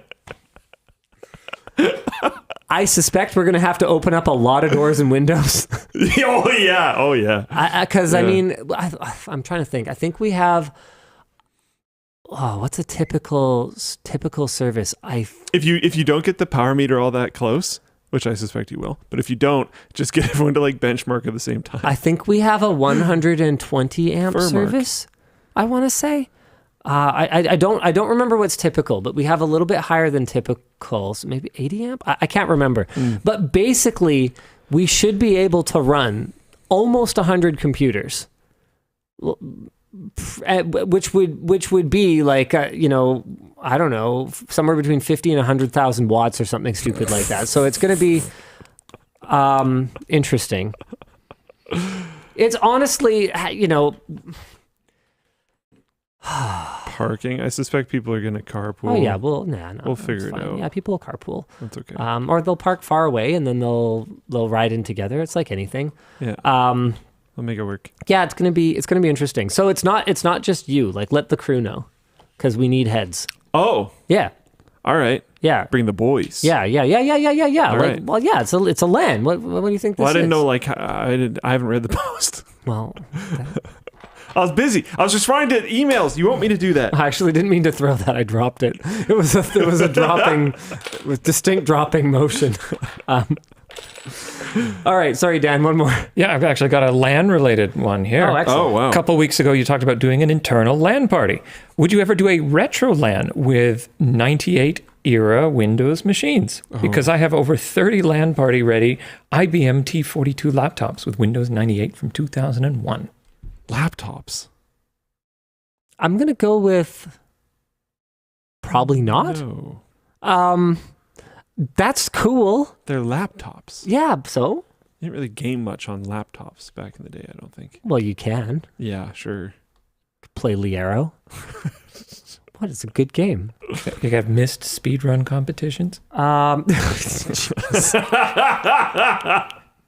I bet you people do that. That would be a very interesting LAN party. I mean, Rule 43. I bet people, have. Miss speedrun 51 seconds? Okay. Oh, yeah. Is it 51 seconds or 51 minutes? It's probably seconds, if I'm perfectly I honest. think that's second. It's seconds. It's I'm definitely we're watching seconds. this. Okay, guys, just load it up on YouTube. Load Hey, it up there's on an YouTube. ad. There's an ad for LTT The screwdriver. ad is going to take longer than the speed Yeah, run. but it's for LTT screwdriver. Nice. Spoilers for Myst if you haven't played it yet. I don't think we're actually Seriously, watching Dan? it. I'm watching it. Yeah, but I don't think we're like. putting it No, on we're screen. not. We're not because we don't Yeah. want to. We Yeah, don't yeah. want to. It's a good RPG on YouTube. The Be title of leeches. the video is Miss Speedrun 51 Seconds World Record. And this is like the most impossible thing to. Wow, the longest thing is waiting for the valve to turn. Wow. Oh, wow. You might get sick watching this. They must be like freaking. I think Okay, they that- memorized. that technique with the tape, so you can press the left click faster, and you just roll up the thing. Do you not know about this? No. Oh yeah, you put like electrical tape on your click, and then you just rub the tape, and it like. It's so you can fire faster. Like mechanical versus software engineering solutions. I know, it's right? just so interesting. yeah, You just get auto clicker and just tell it to click. right. But that's cheating. So is that. No, that's not cheating. That's whatever. It's performance-enhancing drugs. Whatever. Fair play. Okay, that was really fast. It seemed like they were clicking that fast at times. That was wild. That maybe. was a heck of a ride. Maybe. Anyways. Okay, new topic. Yeah. What do you want to talk about? I feel like I picked all the topics today. Haven't we only done like one? I feel like we did at least two. We did one, and then we did your phone and my phone. I don't know. There is one I'm going to want to talk about. Where is it? All right, let's do it. Where is it? Are you really going to pick that? What? The thing that you're going to pick? Epic Games changes Oh, licenses okay. for Unreal. All right, sure. What did you think? I thought you were going to pick something stupider. Uh-oh. Luke's summary at the top of the show was not accurate. It looks like Unreal licensing structure for game developers won't change. Yeah, no, that isn't what I said. Okay. All right, here we go. Anyways, I thought that was what you said too. I might have said it wrong. That isn't what I meant, is what I'll say. Okay. Um, So we can both be right. yeah. Cringe handshake. Next you're going to hug. It'll be disgusting. Epic Games has announced that they will. I probably said it wrong. I don't know. Whatever. Epic Games has announced that they will move to an Adobe-style seat-based licensing structure next year. This also means they will begin charging developers outside of the game industry. That's the point that people are glomming onto. To be very clear, developers outside of the game industry. Unreal Engine has been free to download since 2015 and currently only takes a 5% cut of revenue after a game built on top of it surpasses 1 million in revenue. However, the Unreal is also commonly used to create detailed mock-ups in manufacturing and virtual sets in films and television shows. For example, The Mandalorian. And game linked. Hey. Yeah, that's true.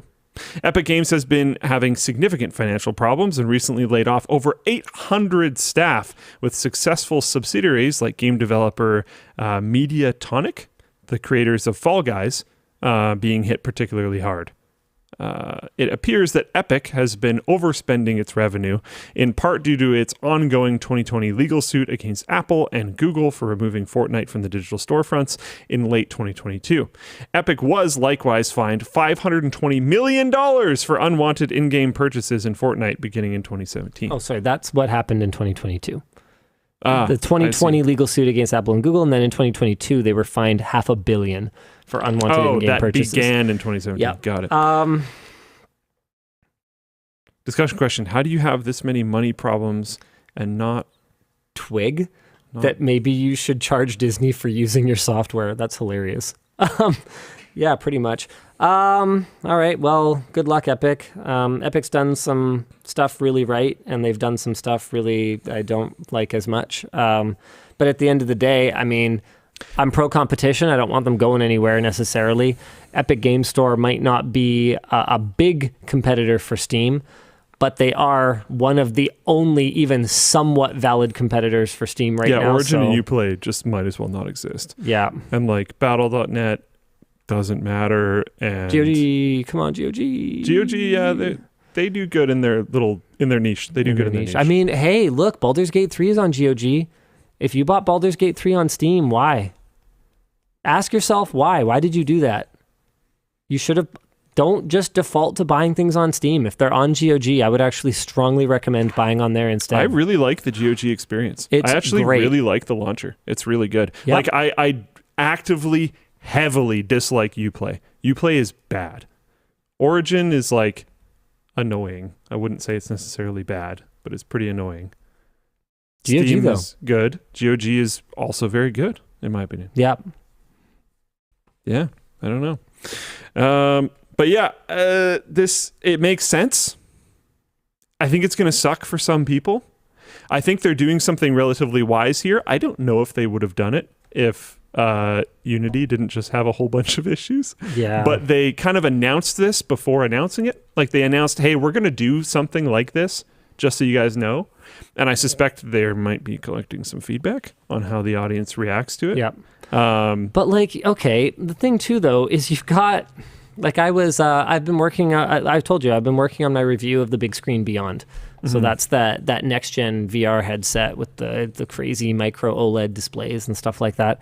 And one of the things that I was trying to contextualize in the video was the cost. It's really expensive. By the time you buy a Bigscreen Beyond and base stations and controllers, you've spent $1,500 US, which is a fucking lot of money. But... it's still, I would argue, closer to a consumer class device than enterprise VR headsets. If you want to pick up a Varjo VR3, for example, that's going to cost you $3,500 US. Oh, and you also owe, I think it's like $700 a year in licensing for it. But the reason that this is relevant to what we're talking about right now is one of the things that Varjo advertises on their site. Actually, here, I should bring this up. A, to show you guys, and B, to make sure that I'm right, is if you scroll down, blah, blah, blah, down, down, down, it should have like native support for down, down, down, down, down. Oh, crap. Okay. So click. Oh, yeah. Keep going. Keep going. Keep going, keep going, blah, blah. Yep, keep going. Varjo ready to compute. Oh my gosh. Where is it? It's somewhere. I think we're bottoming. Yeah, no, hold on. There's definitely a thing. Hold on.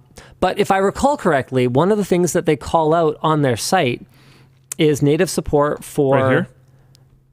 I can't see that. Complete software compatibility, support for Unity, Unreal Engine, and a broad range of industrial 3D software. Yeah. Okay, here, hold on. Here. So here, this is what I'm talking about. Compatible with the 3D applications you already use. And they're talking about use cases like designing flipping cars. And so I'm looking at it going, yeah, how does this make any sense? That this is an industry where people can be buying $3,500 headsets, spending hundreds that have free software or thousands of dollars on upkeep for headsets and are just getting free software that makes the whole thing work at all. And free, like incredibly difficult to make, extremely powerful software. Yeah. They have a whole wing specifically for architectural visualization that is obscenely good. Yeah. There's a demo that is like a French house villa thing that they've been using for ages. Yeah. I do think nuts. I do think something that Epic has to figure out in the longer term is how to reconcile this new need to make money with efforts that make the software continue to be accessible to enthusiasts and to students. Because of the Apple education program thing you were talking about earlier. Exactly. Being able to use it for free at a certain level is really, really important. huge investment. Hugely important. So I totally agree. It makes sense. But they got to make money. Yeah. It Because makes if sense. you don't make money, then you don't exist anymore. Yeah. And then it's gone. We won't have Unreal Engine. So I think it totally, completely makes sense that they're trying to charge professionals to use it. And by and large, I think we can. And apparently, Unreal is staying free for students. Great. Yep. Fantastic. Yep. I am. Of all the things Epic does, Unreal Engine, man, is sort of important. Yeah. I would say. Yeah. Especially as we move into an era where I think in-house engines are just going to ultimately cease to exist at some point. Like we're already basically there. There are a handful that do. I mean, CD Projekt Red rolls their own engine. I'm trying to think like who else. I mean, should they though? There's arguments. There's interesting arguments like Unreal, as that far as we my like the understanding jank? Is that the argument? No, that seriously. jank is part of the experience? No, there's... You are such a Bethesda fanboy. How could you even possibly bring that argument to the... I don't actually completely disagree with that argument. I knew it! I knew That's it! not the one I was trying to make. But I don't mind it. Sometimes it's funny, okay? Okay, come on. All right, anyways. But my point is that Creation Engine, is that what it's called? I know Creation Kit is the modding thing. It's extremely friendly for modding. Okay. Which is not, as far as my understanding goes, true about other popular engines. Not as true about Unity, not as true about Unreal. As far I don't know this. This is CDPR is apparently switching to UE5, by the way. There are examples of non-major engines like that I just absolutely love as a gamer, even if for a developer, they're terrible, or for development, outside of the one game that was used that was made in it makes no sense. Foundation engine, so that was Shadow of the Tomb Raider. Apparently Baldur's Gate 3 is made in Divinity 4.0 engine, which is their own engine. There you go. Wow. Shadow of the Tomb Raider was built using Foundation engine, which was built by Crystal Dynamics and then used to build Rise of the Tomb Raider as well, and was enhanced by Eidos Montreal. And that one's good. That game just scaled on everything. Incredibly well. More CPU, more FPS. More GPU, more FPS. Add more GPUs, more FPS. The game supported HDR. I don't know if Shadow did, but Rise of the Tomb Raider definitely supported HDR. Like it flippin' did everything, and it just, you know how some games you turn off VSync and it's like, okay, tearing fest. It didn't. It just always ran great. Frame pacing was really solid.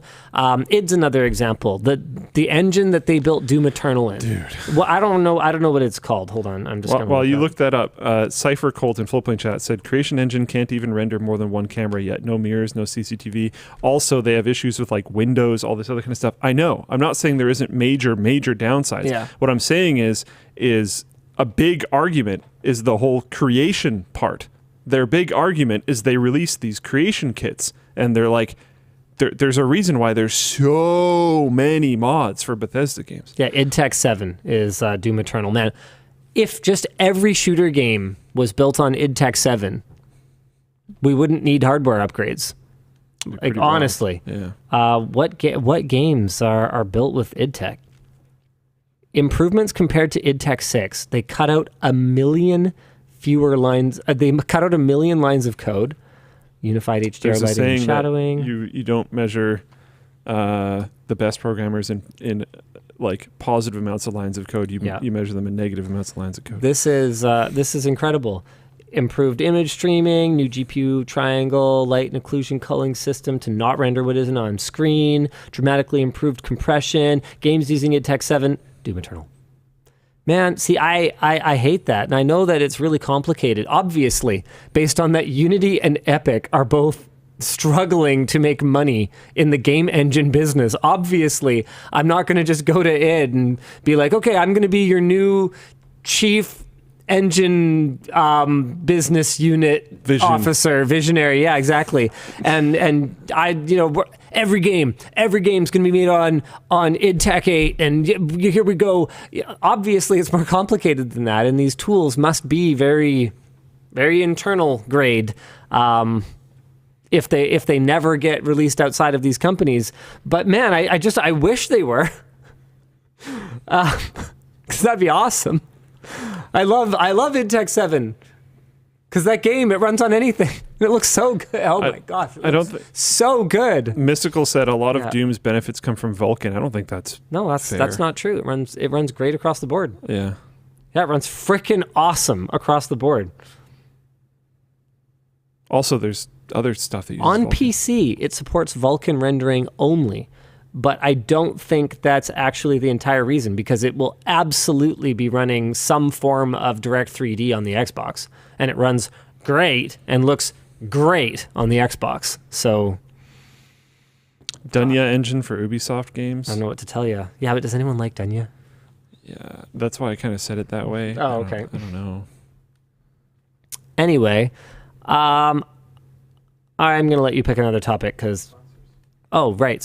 Never mind. I'm going to tell you about our sponsors. Dan's going to pick another topic. What a segue. The show is brought to you today by MSI, their RTX 4060 Ventus 2X White. Really? Are you tired of your graphics card only ever coming in one color, with the only personality being real glowy boys? That's what RGB stands for, right? Are there accompanying visuals, Dan? Yeah, we're looking at them. Are we? Because I can't see them. I don't know why. I think he just wanted you to look like an idiot, but... Oh, this is the visual. I was asked to put you on screen while you said this. Cool. I'm just following my script here, man. Come on. Well, throw me a bone here. Get him, Dennis! Well, our sponsor, MSI's Ventus 2X White 4060, can give a little variety to your build. Their 4060 supports NVIDIA DLSS 3, helping you get better FPS gains than just upscaling, and the Ventus design is sure to look clean in any computer. In the words of the great Andre 3000, what's cooler than being cool? Obviously, an excellent Torx 4.0 fan design. Plus, the Ventus 2X also has something called Zero Frozer, which can stop your fans when your GPU is below a certain temperature to eliminate all noise. And it's backed up with a reinforcing backplate with a flow-through design for extra ventilation. With MSI Center, you can easily monitor and optimize performance, and to learn more about the Ventus 2X White 4060, you can click the link down below. Thank you very much for that, Dennis. The show is also brought to you by Backblaze. As someone who always drops and breaks things, I recommend you check out Backblaze, our sponsor. Backblaze is an affordable and easy-to-use cloud backup solution that starts at just $9 a month. So even if you drop your hard drive into a pool, you won't need to dive into the pool like this man. I've never actually watched that clip. Okay, I'm going to need to explain after exactly what was going on here.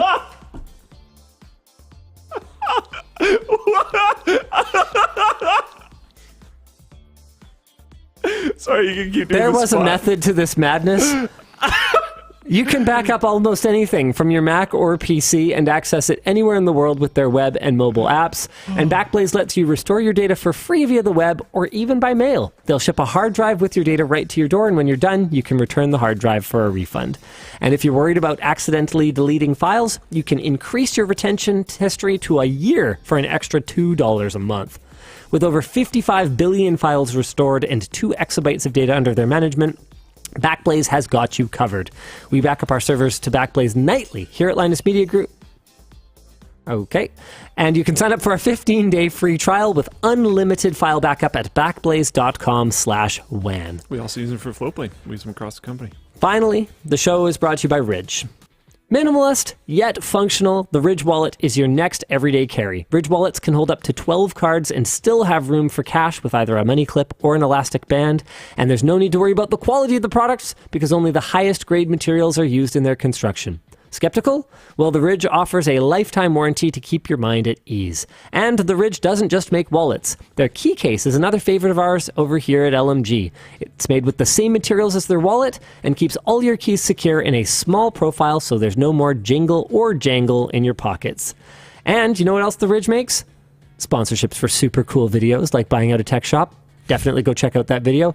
What else was I supposed to say? Sorry, I went off. I went off script. The point is, the key cases also come with a lifetime warranty. So follow the link in the description to check out what the Ridge has to offer. You can even get 10% off your entire purchase and free shipping by using code WAN at checkout. Okay, so I saw the thumbnail, and it just looked, standard maneuver. You got to reach for something in the pool. I didn't realize you just kept going. Dan, can you bring up the thing?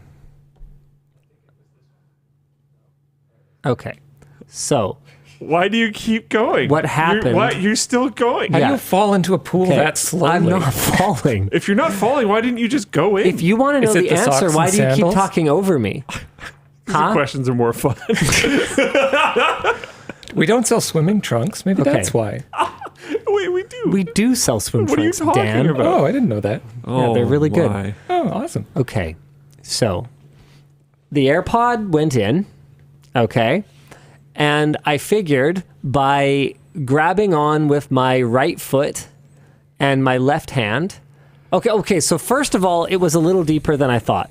Okay. So I'm like, oh, okay, this is deeper than I thought. So I grab on with the right foot and I'm holding on with the left hand and I'm trying to reach in as far as possible without going all the way in. I didn't want to get all the way in the pool. And then eventually you just have to. Okay. But the problem is that while I was in there, I'm upside down, right? Yeah. So I have to blow bubbles out of my nose or I'm going to end up with water up my nose.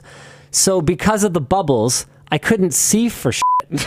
So I couldn't get to the AirPod. So what I could reach initially, I couldn't see and I didn't get it right away. So it swished the water a bit and moved it away. So that's why I'm getting in slowly. Is the AirPod keeps moving a bit and I'm like, maybe if I could. And so eventually, as you can see, I kind of go, okay, forget it. Well, I have to come up for air because I've blown out all of my air. And so I'm in at this point now anyway. And the quicker I get this thing, the better. So I come up for air and then I go back down and I get it on the second dive. That's fantastic. Do you remember when we got that camera wet years ago? Yes. We used like every heat generating thing we could find to dry it out. I don't remember how it necessarily happened, but my AirPods that I use for working out, if they break, I'll be very sad, were in my pocket and they went through the wash. Yeah. And Emma noticed. She handed them to me and they were like wet. And I was like, oh, well, I've got this top of case mounted, very warm boy GPU. And I was like, the laziest possible way I can fix this problem is by playing video games. Tried them out, worked perfectly fine, no problems. Yeah, I've actually run my AirPods through the wash before too. It's surprisingly resilient. Yeah. The problem is that my pool is saltwater chlorinated. Oh. So, I mean, it dried. Saltwater is a particular problem for electronics if people didn't put that together. Soapy water can be too. Yep. But if it gets really well rinsed before it dries, then it won't build up as much conductive and corroding shmoo. Yeah. The reason I went in so slow was because I kept being about to get it and it kept moving a little bit. That's always an annoying problem. Yeah. So I got it out, but one of the batteries is swollen. I can tell because the display popped off. And so Dan did a little bit of investigating, and it's going to be a Linus and Dan adventure. Apparently the donor phone is arrived yesterday, you said, Dan? Today. This morning. So we'll maybe do that video next week or the week after because there's another video that's waiting in the release queue because there's footage on that phone. I didn't care that much about recovering the phone because I had actually backed it up about just over 3 weeks before this happened. So in terms of precious family memories or whatever, there was almost nothing on it. I don't know why my Google Photos wasn't syncing. I checked my account settings and it's set to, I don't know. And I had stuff backed up from that phone from a little bit before it happened, but I did lose about 3 weeks of photos. But like I said, it didn't really matter. There had been no major family events since then, so I didn't care. But I didn't realize that I had actually shot a little intro for the My Computer Died video, because my computer also sprung a leak and had water damage. And I made a video. Oh, wait, no, that was a separate issue. Well, that happened, but that's not a video. But the point is, it died suddenly. And so I shot a clip just showing my computer's dead. And so it's the intro of the video and we need it. And it's on that phone. So we have to at least make an attempt to get it back. Otherwise, I'll have to do like a reenactment or something. Yeah. Yeah. My computer's dead, or at least I would have said that if my phone wasn't also dead. Yeah, hopefully everything I have is dead. Hopefully we can do it, but Linus, make sure you get that approved by Luke. Approved? Yeah. Yeah, I need to take Okay, Luke, I need to borrow Dan's time. I don't know about that. We got these quarterly goals. They're hard to do. Me too. What can I say? Yes. Oh. Actually, he did give me a break. If Linus tells you to do something, it's yes. That is actually true. Don't ever bother me again. I'm working. That is actually a rule. It's top of my sheet. Linus? Yes. Videos? Uh-huh. Anything else? No. There was something, and I was like, wait, Linus requested this? And he was like, yeah. And I was like, well, just do it. I don't know. Why are we talking? Yeah, exactly. It was fair, though. You were following it. It's fine. Exactly. So for those of you who are wondering, Luke is Dan's direct manager now. Yeah. And there has been a significant problem with people monopolizing Dan's time because Dan is capable and very useful. They don't understand the difference between someone's capability and someone's job. So Dan has been often asked to do things that he is capable of, but that are not his job. So we have a new rule that before Dan does anything for someone, they are supposed to ask Luke if Dan is allowed to work on that, because Dan has an actual job to do with actual KPIs. And a little bit of an interested in literally everything and wants to say yes problem. Yeah. Oh, it's also my fault. So yeah. Just a little. And then there's some Dan in there. And then Dan has been instructed anytime someone circumvents Luke to ask Luke if that's what he's supposed to be doing, to make sure that we can. It's a training exercise, right? Like, we got to get people out of the habit of just leaning on Dan to do their work. Is it worth going through Luke to get this done? Yes. That stops so many people. It does, actually. It really does. It's also good because no one wants to talk to me. No, he's a scary man. It exposes issues as well, right? Yeah. Yeah. Yeah, because sometimes, visibility is good. Yes, exactly. So that's some context for that conversation that took place just now. Mm. Do you want to pick another topic? Merch messages. Oh, yeah, right. Why do I even ask Luke? Why do I even put them up? Right. I have to ask Luke so I can ask Dan what the next topic is. Am I allowed to ask him? No. Yeah, you have to use the request form. There's these quarterly goals to do. What can I say? Use the form. There's an SOP for this. We got work. We got work to do. He's tasked all day. I'm sorry. How about next week, Thursday, 2 p.m.? That's my Dan time. That work for you? Dan time. No, that's a thing. That's literally a thing. Dan time is a thing? I assigned him Dan time. It's Dan time. I haven't used it in ages now, but it's nice to have. When we first started working together, there was this problem where, again, everyone goes to him all the time. Oh, yeah. I still had a bunch of stuff. I started trying to monitor the people that were coming to his desk, and I would try to intercept. But then I started figuring out that people were intercepting that by just PMing him. So I was like, we need to stop this because he can't help himself. So when people try to ask him... It's not that bad. It's distracting because I'm trying to do work and get into a flow state, and people are like, hey, thing. And a lot of what I've had him working on is things that kind of need flow state type energy. Yep. So I'll be like, okay, what was it? 2 p.m. to 6, I think? Yeah, basically 2 p.m. to 6? 2 p.m. to 5. I think it was 2 p.m. to 5K. 2 p.m. to 5 p.m. on Thursdays, just mute everything. Okay. So that's Dan time. Power through stuff. And you'd get a lot done. Mm-hmm. But it's hard to maintain because people want to book meetings at that time, including me. Sometimes I ruin it. other things happen. It's more like, Whatever. yeah, it's. I don't have to be doing main task time. Okay, so you're saying that if I want Dan to do something for me, I should come at 2 p.m. on a Thursday. No, you can literally ask me anytime. That is actually a rule. Yeah. I try not to bother you about things. I'm like one of the reasons- Vance, but like in fairness. useless. Tech Vance. Tech Vance. It's I don't know. Yeah. It's getting better. All right. Okay, good. Okay, Dan, hit me. Sure. Just landed a job as a data engineer at Hey, an nice. IT consulting firm fresh out of college. What's your take on hiring fresh grads and touting them as industry experts? Can't help but feel imposter syndrome. I mean, you're some kind of expert. I mean, you did study it, right? I've had people that didn't go to school that were wildly skilled / talented / good at what they do. I've had people that come out of school that are also the same. I've had people that are experienced that are also the same. I don't know. I mean, maybe you are an expert.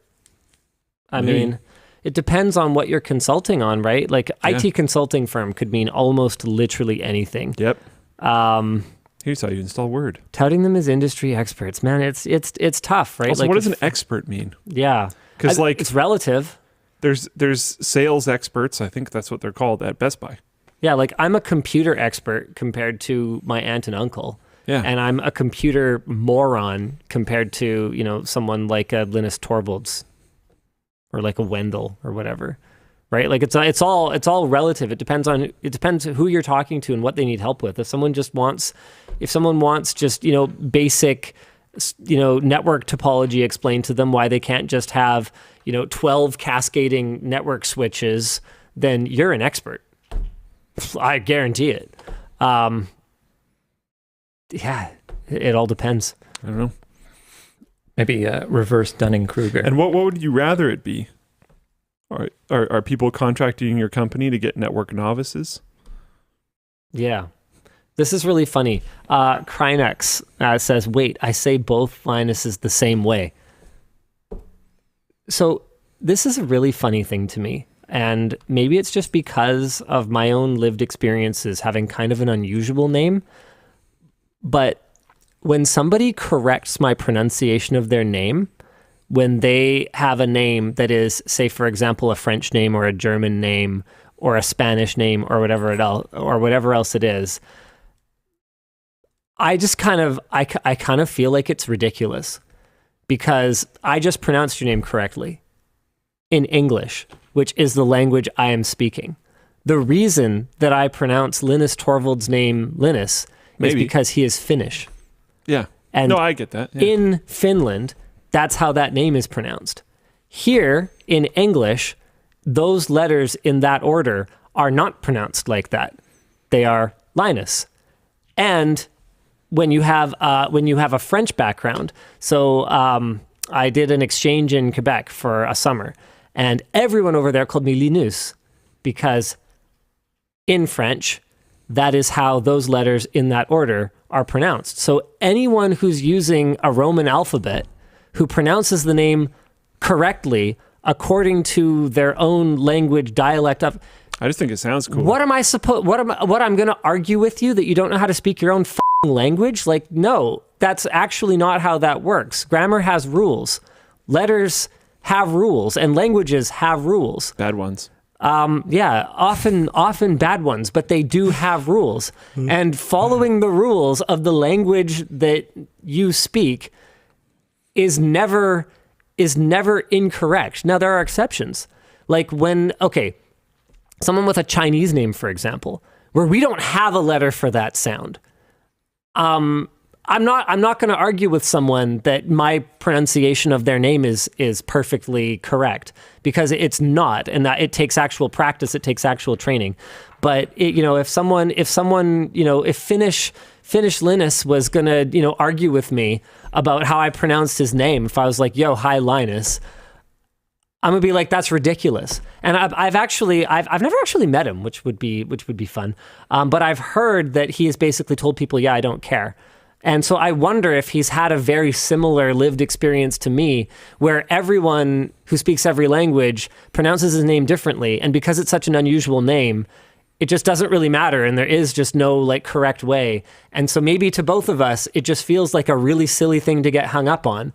That, no, my name is Linus, not Linus. This is the whole reason why I meme my last name on GameLinked, because I just deeply don't care. And the amount of times I get questions on like, how do you pronounce it? I'm like, I don't care. If you even remotely try to say it, I'm going to know what you're saying. Like anytime I'm at like a doctor's office or something where they try to like announce the next person, I'll get Luke, and I'm like, yeah, it's me. Like, whatever. I don't care. I mean, you're not mistaking me with anyone else. I know what you're trying to say. It doesn't matter. I don't know, man. There's really, people are bringing up all kinds of outliers that, you know what? I have to confess, I agree with you. It probably matters. Like so many people in Mexico, for example, are named Jesus. Right. But I would never pronounce it like that. Right? Because that's ridiculous. Jesus. Okay. Yeah. That probably makes a lot of sense. What was one of the other? Did they catch you? Catch me what? Did they get you? Did they have a bunch of examples? Not that many. Okay, Terminal Chafing says LaCroix is you probably shouldn't say La Croix or something like that. Like it's obviously French. LaCroix? But that's an example, I guess, of maybe a combination of letters that doesn't really exist in that language. So it's not an individual letter that doesn't exist, but it's a combo that doesn't exist and obviously indicates something. In the case of Linus specifically, it doesn't have like a specific set of rules that is language specific. It could just be in that language and could be pronounced according to that language's rules. So I guess that's what I'm trying to say, is that it doesn't really matter as long as you're following some set of rules. Whereas if you're just making it up, if you see my name and you go Linurus or something like that, that just is obviously not right and is not what was written on the page, then that feels a little bit ridiculous. So if someone were to see your name and go Luke Laugh Frunder, where they just haven't even gone to the basic effort of looking at the letters and like even making an attempt. Much worse. This is why I just don't care at all. The success rate of people when I'm not in an area where people speak French is like uselessly low. Like there's actually just no point at all. I don't care. D31741 says, Linus, English has rules like learn every single word. That's just true. I can't spell them. I just gave up. Okay. English rules are a joke. Okay, we do have it sucks. We do have actual rules. There's just like a lot of exceptions. Except when it's not. I can't spell any word because it got weird and Rottweiler and none of them make any sense. I hate this language. Yeah, I know. Tyback says, I just avoid saying names. Yeah, but you can't just say pronouns anymore either. So you're stuck with nothing. You just say anything. Just say, hey. Yeah. Hey. Yo. Yo is... Yeah, man, when they cancel yo, I'm going to be stuck. Gamers. How you doing, gamers? Yes, it works. Hey you. Yeah. I don't think hey you is okay though, actually. Sup. Yeah, we have sup. We still have sup. Yeah, we have sup. I think sup is still okay. Just use grunts. I like that. That's good. You want another one? Yeah, hit us with another one, Dan. I don't even remember what that question was. This one's for Luke. Okay. That's all you're going to get, unfortunately. Hey, Luke, I generally agree with your takes, and I'm a huge Bethesda fan, besides Fallout 76. But. We knew the butt was coming. There's the Here but. It comes. Give me the butt. I just have not been sucked into Starfield like I have every other Bethesda game. Yeah, sounds Any fair. advice? Not really. It's Bethesda. Stop agreeing on things. This isn't part of the script. No, I mean it's very unlike any of the other games. I think the gameplay loop in all of the Elder Scrolls and all of the Fallout games of getting lost on your way to something gets completely obliterated with a game that is built around fast travel. Most of the people that I know that enjoyed Fallout and Elder Scrolls games to their maximum amount actually liked using fast travel as little as possible, or I hiked a lot in Oblivion. Yeah, exactly. Yeah. It's the best part. Or the fast travel that they would use is the mechanically built-in fast travel. Like you go to a certain point that has a vehicle that transports you to this next point, or there's a wizard portal or something like that, not opening your map, clicking on a thing and teleporting there. Now you go into Starfield and you literally have to fast travel everywhere. And when you fast travel somewhere, it usually lands you like on a landing pad that is on the location that you are going to. And most of the time, if you're going to go on foot somewhere and actually travel around, it's just a waste of time because most of it is subpar procedurally generated content, which is just garbage. Like caves that are literally just empty caves almost all of the time. It's actually like hilariously dumb. Why does this even exist? They're like, why do you keep defending this game? Planets would have caves, so we're just going to put caves. We're going to put content in the caves? No. Is it easy to tell between the content of the caves that there's actually content in and which ones are actually empty? No, not really. Cool. But you love it.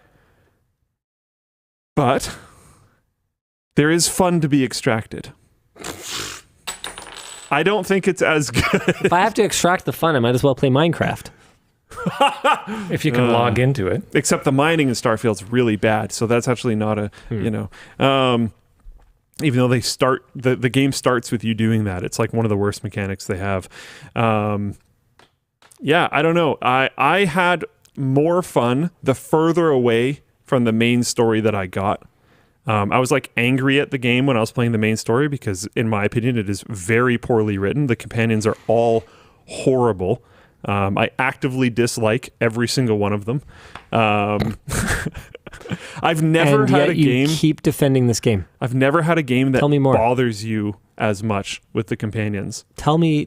You're not selling me this game. But you can just tell them to screw off and just go play by yourself. That's not a feature. You don't play the main quest because it's bad. You tell all the companions to go away because they're bad. How about I just don't play any of it then at that point? I don't play with the companions. I don't play the main quest. I just don't play it at all. And you just wander the universe and it's really fun. I've had a good time. Okay, all right. Yeah, the space battles are pretty good. They're not like the best ever, but they're pretty good. There's been a lot of like good emergent, like I landed on this one random base and it was like the classic we drilled too far into the earth and alien bugs came out thing. But Sure. there was it wasn't a quest. Bread. So many people are sending that message. That was a grunt message if I've ever seen one. There's been hundreds of those today. You've seen the store page, right? Go and read the description of the bread. But yeah, there's a little bit of spoilers, by the way, maybe, but not really, because it's not actually a quest. But scroll down. Go on. There you go. There you go. Yes. Bread. Very good. If you clamber onto the very top of this building that's being overrun by aliens, there is at least mine was legendary. Some people said they might not all be. A legendary minigun, and you just mow down all of the aliens. It's very fun, very satisfying, and then you leave, and then the game's boring again. Okay. That is such a good, like, succinct explanation of Do you agree? Of Starfield. And you said you go wander the universe, like maybe for 3 minutes, and then you have to loading screen. And then you have to fast travel somewhere. What would you guess is the sales ratio? I shouldn't say sales because they're bonus bin items of the two. I was just curious and I was looking at it. I know what one I would get. Which one would you get? I would get the white one. I think the dark one is selling more. Ratio. 3-1. It's 5-1. 5-1. 5-1 for the. You know why I think though? I think it's all branding. I have learned recently that branding is far more important than I want it to be. I want things to just be, stand alone. If they're good, then people should decide to get them because they're good and they need one of those. But branding is so important. We branded them dark mode and light mode. Yep. Honestly, I didn't know the branding. I looked at these and thought in my head, dark mode, light mode, everyone's going to pick dark mode. I got that without even knowing that was the theme. 5-1. I think the white one's really pretty. Yeah, I like the white one. One of our most successful like clothing products in terms of just like consistency is actually our premium joggers. And the reason they're called that is not because they're better than our other joggers. We don't have other joggers, but it's because we got them in hand, realized they premium. Felt really premium, and that they do, and that our pricing was not going to be competitive with basic joggers at Walmart because it's a much nicer product. And so in the 2 hours before that WAN show went live when we launched it, I added the word premium to the description. And I think that the sales of that product have been a direct reflection of just like that word, just the consistency that it has enjoyed over the last little while. So expect to see a little bit more branding, I guess. To be fair, a lot of the branding on the store has been like we literally called the multi-nep shirt the multi-nep shirt. Yeah, I know. We literally called the screwdriver the screwdriver. Maybe we've taken a too engineering-driven approach to product naming. A little bit. I'm not going to lie, I was a little bit disappointed when I saw it was literally just called multi-nep shirt. Bread plushie! Apparently we've learned nothing. This time I think it might be fair. It'll just evolve into product. I think, honestly... Product 782. I think the premium name for this would have just been bread. Buy bread. Bread Don't even call it a plushie, just call it bread. Freshly baked bread. Oh. Comes with a little secret pocket in it. Oh. Pass the bread, dude. But yeah, I don't know. It's late. Starfield. I'm never gonna do it, and I'm preemptively saying I'm never gonna do it because I know Linus was just gonna tell me that I'm never gonna do it. But I have the skeleton for like what I would write for a script for a review of Starfield. You're never gonna do that. Yeah, exactly. And it's like really long. I bet. Really long. So long that you're never gonna do it. 100%. Yeah. Yeah. But yeah, I could go on that rant, but for much longer. Cool. Let's move on. Yeah. Well, it's another merch. Oh wait, no, it isn't. Okay. Apple's first gen edition watches are obsolete. So they were available for anywhere from $10,000 to $17,000 with 18-karat gold cases. Now, as I recall, one of the most laughable things about them was that the 18-karat gold was a plating as opposed to an actual solid case. It was only available as part of their first gen Series 0 Apple Watch that was released in 2015, and they have officially been added to Apple's obsolete products list. These watches already stopped receiving OS updates way back in 2018, and now they will no longer be eligible for service or repairs from Apple's stores or authorized service providers. It is unclear how many gold edition watches Apple sold, but known purchasers include several celebrities such as Beyonce, Kanye West, is it Ye West now, I guess? I don't know. Ye? I don't know. Don't pronounce it incorrectly. There's rules. Katy Perry, or I mean Caddy, because that's not how Katie is spelled, and Drake. And Drake. No, that's Drake. That's pronounced like that. Can I just say LOL? Like this is like called it. That would be pronounced lol. Even Apple. Even Apple seems to have figured out how laughable it was to spend that kind of money on something that was not, to spend jewelry money on something that was going to receive consumer electronics product support and therefore have consumer electronics longevity. Who could have possibly seen this coming? What I didn't see coming was how quickly Apple would abandon that first generation product. They have... It's funny. I got called out for this recently, and I forget what I was talking about. Maybe it was M1 MacBooks or something. Okay, there's like a hair that is like on my nose. Oh, it's the worst sometimes when they don't want to come off. Yeah. I forget what product it was, but I was talking about some Apple product, and I went, yeah, Apple has this history of launching a product line, treating the first set of users as basically expendable beta testers. Yeah, they're clearly enthusiasts who will just come back to us no matter how we treat them, not providing their overall really excellent level of software support to these people, and then everyone just kind of forgetting about it. Like, I got called out for making that prediction, but I think that's a super valid prediction at this point. How many years of software updates did the first generation iPad get? Hold on. iPad generation. No. I thought it was, or was it number two? There was some iPod. There's some iPad that lasted like forever. The iPad 2 got support flippin' forever. Let me see if I can find there's like a timeline where you can see. Yeah. Here. Wikipedia something. Oh, buddy, can you just? Okay, here we go. Apple Vision. So apparently that's what you were talking about at the time. Okay. Whoa. iPad first gen. Like what?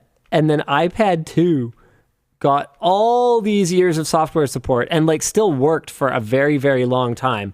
And since then, it's been pretty good. Like, we're getting, support. Oh, wait, no, hold on. No, this isn't support. Crap. This was how long it was on sale. So that's part of it, is that the iPad 2 was on sale for like 3 years. Dang it. No, that's not the chart I was looking for. It's a weird chart too, to be honest. Yeah, that is the kind of chart I'm looking for, except I'm looking for the colors. The software support version of that. Yeah, it's kind of like this, but for iPads. So you could see the 2007 iPhone. Yeah, that only got support for like 2 versions of iOS. And then you've got, all of a sudden, you get into like, oh, okay, no, let's do 4 versions of iOS. Oh, you know what? I mean, screw it. Why don't we do like 5 for the 5S? So it really just, you can kind of get lucky with Apple, or you can get unlucky. And one of the ways to get unlucky is to be one of their most enthusiastic customers and buy a first generation product in a new category from them. Or just by not staying up all night. That's an old reference. What? Don't know if anyone's going to get that. Do you get that, Dan? He wasn't paying attention. He has work to do. Staying up all night? Nobody knows what you're talking about. Explain like I'm 5. It's the song from Pharrell. From a what? I'm up all night, to get lucky. I'm up all night to get lucky. So it was a bad reference. I don't think anyone in the chat got it either. Yeah. People will know it now. Absolutely terrible. Yeah. It was a Daft Punk collab, you heathen. Yeah, but he's the one that says it. Yeah. What do you mean, you heathen? You said it's a Pharrell song. Oh, whatever. This man's forgetting. Hey, here we go. Thanks, Flipplane Chat. Tomb Raider sent this over. Oh, of course it was Noki. So timestamp guy to the rescue. So first generation iPad. There you go. That's it. Second, wow. What the crap? I remember just marveling at how long that flipping thing got software support. It was crazy. And these days, it's like that too. Man, like that's wild. 1, 2, 3, 4, that's 5, good. 6, 7 versions of iOS on the 5th gen iPad. And so, yeah, it was bewildering to me that people were not believing me or like sort of challenging that. And I never said it will happen. I just said it's a concern. Yeah, it's a major concern for me, is that we might get kind of a half-baked first one. I don't think it was M Silicon, or maybe it was before launch, before we knew that it was actually good or something like that. Like, I just was concerned about it. And so, it turned out to be a huge problem for anyone who ponied up $10,000 to $15,000 for a golden version of the Apple Watch. Good job, y'all. What else we got today? I've got a off-document topic that I think is only off-document because it landed like after the document was made. Tell you what. This is fresh. Why don't we finish all the ones we teased at the beginning, and then we can do your off topic or off document or whatever. Okay, what do we still got? I don't remember. Does anyone remember the topics we teased at the beginning of the show? Because I sure don't. Was it the GPU thing? Did I call that out? Ugh. You don't think that's cool? It's stupid. Why? Well, why don't you tell the people about it and we'll let them decide. Okay, graphics card with integrated SSD. Asus is reportedly set to launch its version of the RTX 4060 Ti. Weird sentence. Asus has determined that certain graphics cards, which don't fully utilize all 16 lanes of the PCI-E interface, can efficiently allocate the remaining lanes for SSD support. Asus has therefore created a variant of the 4060 Ti with an integrated SSD slot in order to take advantage of the remaining bandwidth. The PCB's design enables the storage to be directly attached to the graphics card's cooler. This means that it not only utilizes its GPU as an M.2 drive adapter, but also harnesses the... Yeah, that doesn't matter. Based on internal demonstrations, the SSDs integrated with the 4060 Ti were operating at temperatures approximately 10 degrees C lower than they were capable of. No one cares about that part. Yeah. Is this not cool for small form factor? Well... I thought it's cool for small form factor. Yeah, but if you're a small form factor, then why wouldn't you just keep your SSD flush to the motherboard? Have multiple? I mean... what do you mean? Okay, Adding expandability to small form factor is cool. I will admit, I did not think of the small form factor element. Oh, that's the only element. The rest of it's dumb. 100% agree. Yeah. Okay. Yeah, we're on board there. Okay, all right. No, but for small form factor, I think it's actually kind of sick. Okay, all right. Okay, all right. Okay, all right. Got him. All right, yeah. You know what? Straight up got him. Straight up got him. So we can both be right.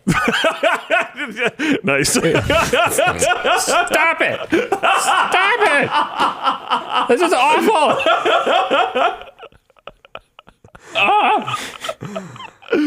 Oh my goodness. I mean, okay, so reasons not to do reasons not to do it. People are asking. If you just have most motherboards with a 16x slot and any kind of meaningful expansion beyond that, will have a secondary slot that will run at 8x, so they'll just bifurcate if you populate that slot. So you could easily just put an SSD carrier in that. But in the case of a small form factor build where there is no other slot to reallocate these lanes to, yeah, I could see it making sense to put an M.2 slot there. Not even necessarily for a drive. Where is it? Can't find it. Dang it. Well. Okay, no, seriously, I have to take this home with me. So I need it. Is that the thing that was on the table? Yeah. Did you put it on the ground by any chance? It's in the box. Oh, it's in this box? Yeah, you put it back in the box. I couldn't even see it. Thing. I didn't know he did that. No. It's a different thing. It's in an ESD bag. Not this kind of ESD bag, a silver one. Oh. Okay, this is a problem. Where the devil did I put it? Do you want me to run another topic or? No. Okay. I'll find it. There it is. All right. Oh. It was in another more different part of his bag. Yeah, I mean, it's a big backpack. What can I say? That's true. Okay, here, we're going to go to to Linus Cam. This is a great example of something that you can do with an M.2 slot that is not running an M.2 SSD. So in this case, I'm still using it for storage, but this is a little M.2 carrier board, and it's got a U.2 port on it. This is not like having a PCI-E card with a SATA port on it, because that has a SATA controller. That has logic on it. This has no logic. In fact, oh man, yeah, I can see it, but you guys can't because it's front lit instead of backlit, and the light's there. But you can actually see right through this board. There is nothing to it. It is basically just lanes. Phone flashlight? No, it's oh, yeah, that would actually work really well. You've got two. Yeah. Got to pick one. This one. Soon it'll be the wing. Always choose Note 9. There. So you guys may be able to just, see right through this. There you go. Yeah. Look how simple this board design is. It's just wires essentially, because U.2 is just M.2, but in this kind of whatever, mini SAS HD or whatever this connect SFF something. It's in this connector instead of just being fingers on the end of a board. So because M.2 is just a PCI-E by 4 slot, that's all it is. And because U.2 is the same thing, just a PCIe by 4 slot, then you can also convert an M.2 slot to a full-sized PCIe by 4 slot and put a card in it. So one of the things that we did in the 1U gaming systems that are finally done is we used, because they're 1U, there's no room to install slots, so we used an M.2 to run a 10 gig networking card. PCIe by 4. Why not? So conceivably, you could use this back of the graphics card, I'm going to call it a PCIe slot, instead of an M.2 slot, to run a riser or run a cable somewhere or run an extension. And then, you could run anything anywhere. So you could run like a capture card. That was a big problem we had when we were trying to build capture PCs in the early days of the company, is you couldn't have a GPU and a capture card in an ITX motherboard. Whereas M.2 didn't exist at the time. So if you could just run your capture card with an extension from somewhere else and just kind of bolt it to the back of the case, then all right, you know what? I am fully converted on this one. Yeah, I think they're cool. I just think if you get one of these and you're not doing a small form factor PC, like you're actually just doing it wrong. I also wouldn't really pay a lot extra for it, and I feel like this is going to be one of those things that just by merit of being low production run, it's going to be expensive. Yeah, it's going to be considerably more expensive and will not make a ton of sense, and you should just get an MATX motherboard if you have more cards you want to plug into your system or something. Yeah. But okay. I still even like just the drive angle though. But anyways. Yeah. Was that all the announcement topics? Do you need more drives though? Maybe. No, apparently we also talked about the YouTube mobile ad changes. Okay. YouTube, which is the correct pronunciation in Estonian. Yes. YouTube is changing how ads are presented on mobile devices by replacing the creator's product shelf with ads, which it says will help creators earn more revenue from ads. The products from the product shelf will instead move to the video description. YouTube says that creators will be able to tag products and direct viewers to the shop button, which will display tagged products and their prices. Like LTTStore products. Our discussion question is, would it help if Google just admitted that they're also doing this for themselves rather than solely pitching it based on benefits to creators? I actually don't have strong feelings about this. Yeah.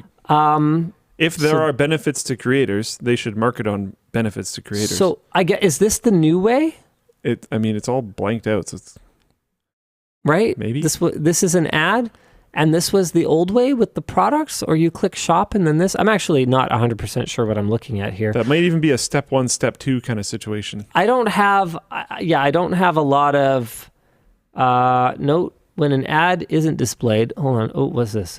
The product shelf may still appear. Okay, so there could be an ad or there could be a product shelf.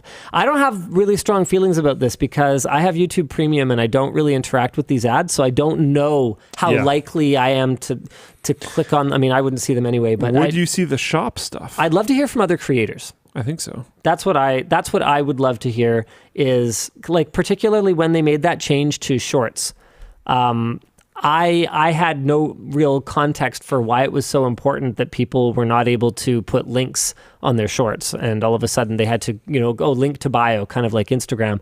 We don't make a significant amount of our revenue on shorts, but we heard from some shorts heavier creators that those links were a significant amount of their revenue, and they were worried about supporting themselves without it. So this is one of those cases where, I'd love to hear in the comments, like, is this a big deal or not?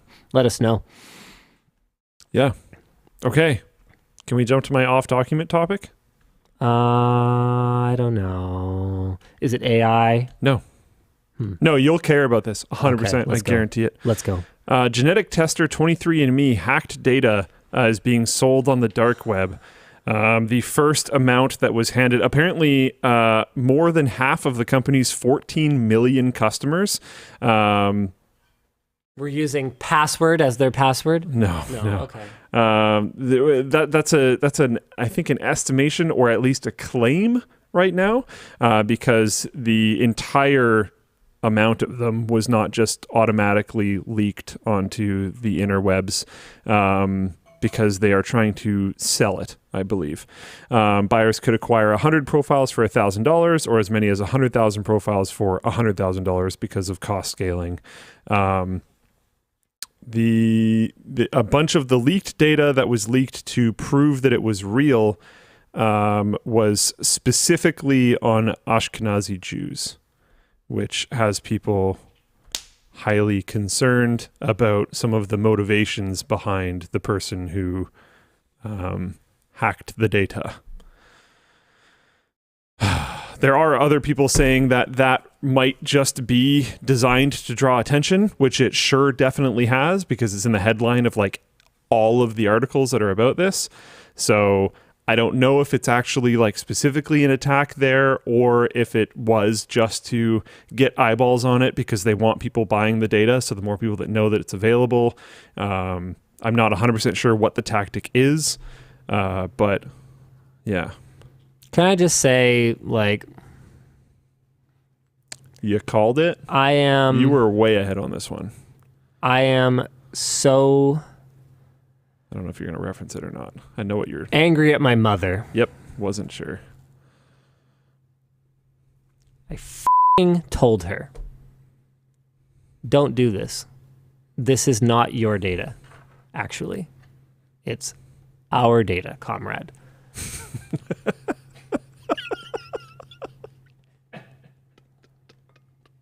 I wasn't expecting a joke on like on a very sincere moment. That's my whole jam, man. I know. Trust me, bro. You got me pretty good on that one. Sorry. Okay, keep going. It's a very serious moment. I don't know. Maybe I'll just read the email.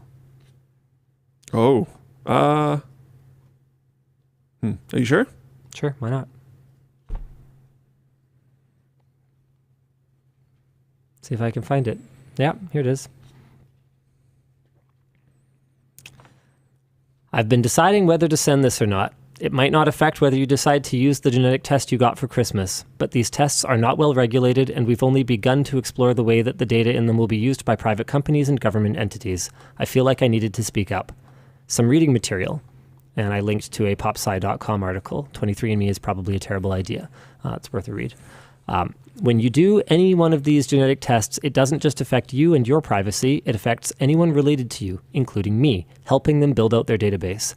Their privacy policy may prevent them from selling individualized data at this time, but we've seen many times that Silicon Valley companies will start out with robust privacy policies and slowly chip away at them over time. We've also seen acquisitions and mergers that do not preserve these protections. The issue is that unlike an interest in cars or whatever, your genetic information doesn't change, so this data is given up permanently. I'm not a tinfoil hat wearer by any stretch of the imagination, but given what is already accessible to advertisers, insurance agencies, etc., I would rather pay for you to have a genetic test done in a medical/diagnostic setting if you really want to know. That way the data will at least have a chance of being safe. F***ing idiot. Actually, though. This affects you and everyone in your family tree. And thank God we're in Canada, where we don't have private health insurance. But if you are an American and you are doing these genetic tests, you are not just potentially screwing yourself. You are potentially screwing over every one of your descendants' ability to get health insurance, for example. Pre-existing conditions, anyone? Yeah. Yeah. There's a post from a year ago on Reddit that was posted by Handyman at Floodplain Chat. You can never delete your personal information from 23andMe. I've tried. And then it's I think an email response from 23andMe. We received your request to permanently delete your 23andMe account and personal information. The following apply when you submit your deletion request. If you choose to consent to 23andMe research by agreeing to an applicable 23andMe research consent document, any research involving your genetic information or self-reported information that has already been performed or published prior to our receipt of your request will not be reversed, undone, or withdrawn. Any samples for which you gave consent to be stored or biobanked will be discarded. 23andMe and the contracted genotyping laboratory will retain your genetic information, date of birth, and sex as required for compliance with legal obligations pursuant to the Federal Clinical Laboratory Improvement Amendments of 1988 and California Laboratory Regulations. Oh my goodness. 23andMe will retain limited information related to your deletion request, such as your email address and account deletion. This part totally makes sense. Account deletion request identifier as necessary to fulfill your request. That's so you can prove that you did it. That's actually totally reasonable. For the establishment, exercise, or defense of legal claims. Yeah, exactly. And as otherwise permitted, required by applicable law. Okay, guys. I feel like I'm having a wake-up sheeple moment here. People are like, insurance companies in the US can't discriminate against pre-existing conditions anymore. Okay, because legal protections prevent companies from doing stuff? Yeah, like, are you even serious right now? That might also change at some point. Yeah, we can't count on laws to stay the same. And people are like, how much of this is fear-mongering, though? This is not fear-mongering. This is real. This is now. It literally just happened. A bunch of information just leaked and is now purchasable on the internet. Some of it leaked and some of it's purchasable on the internet. And the thing is that, like, we can't predict the consequences. We don't know exactly. And this is not... What if you have a pre-existing condition? Yeah, this is not far-fetched, you guys. What if you have a pre-existing condition and someone that you wanted... I don't know. I don't want to go. And people are talking about, okay, well, yeah, but like to get health insurance, you already need to do a blood test anyway. It's like, yeah, but hold on a second. Now it's not just a blood test. There's a ton of stuff that you can't tell from a blood test, but you could tell from having a detailed family tree. Right? Like there could be a condition that it could just be a numbers game. Maybe they have a family tree for you. Because they have all this useful genetic data that they can link you to a whole bunch of people who, oh yeah, man, almost no one in this family lives over 60. No life insurance for you. They don't even have to care why. They don't have to find a specific condition.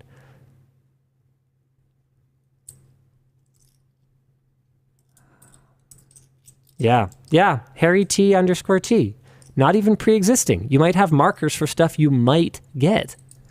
Yeah. Something they couldn't pick up in a blood test. This is a genetic test. You'd have to... I mean, look how angry people were over things like mandatory drug testing in the workplace.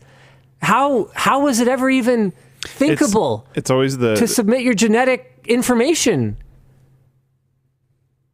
Yeah.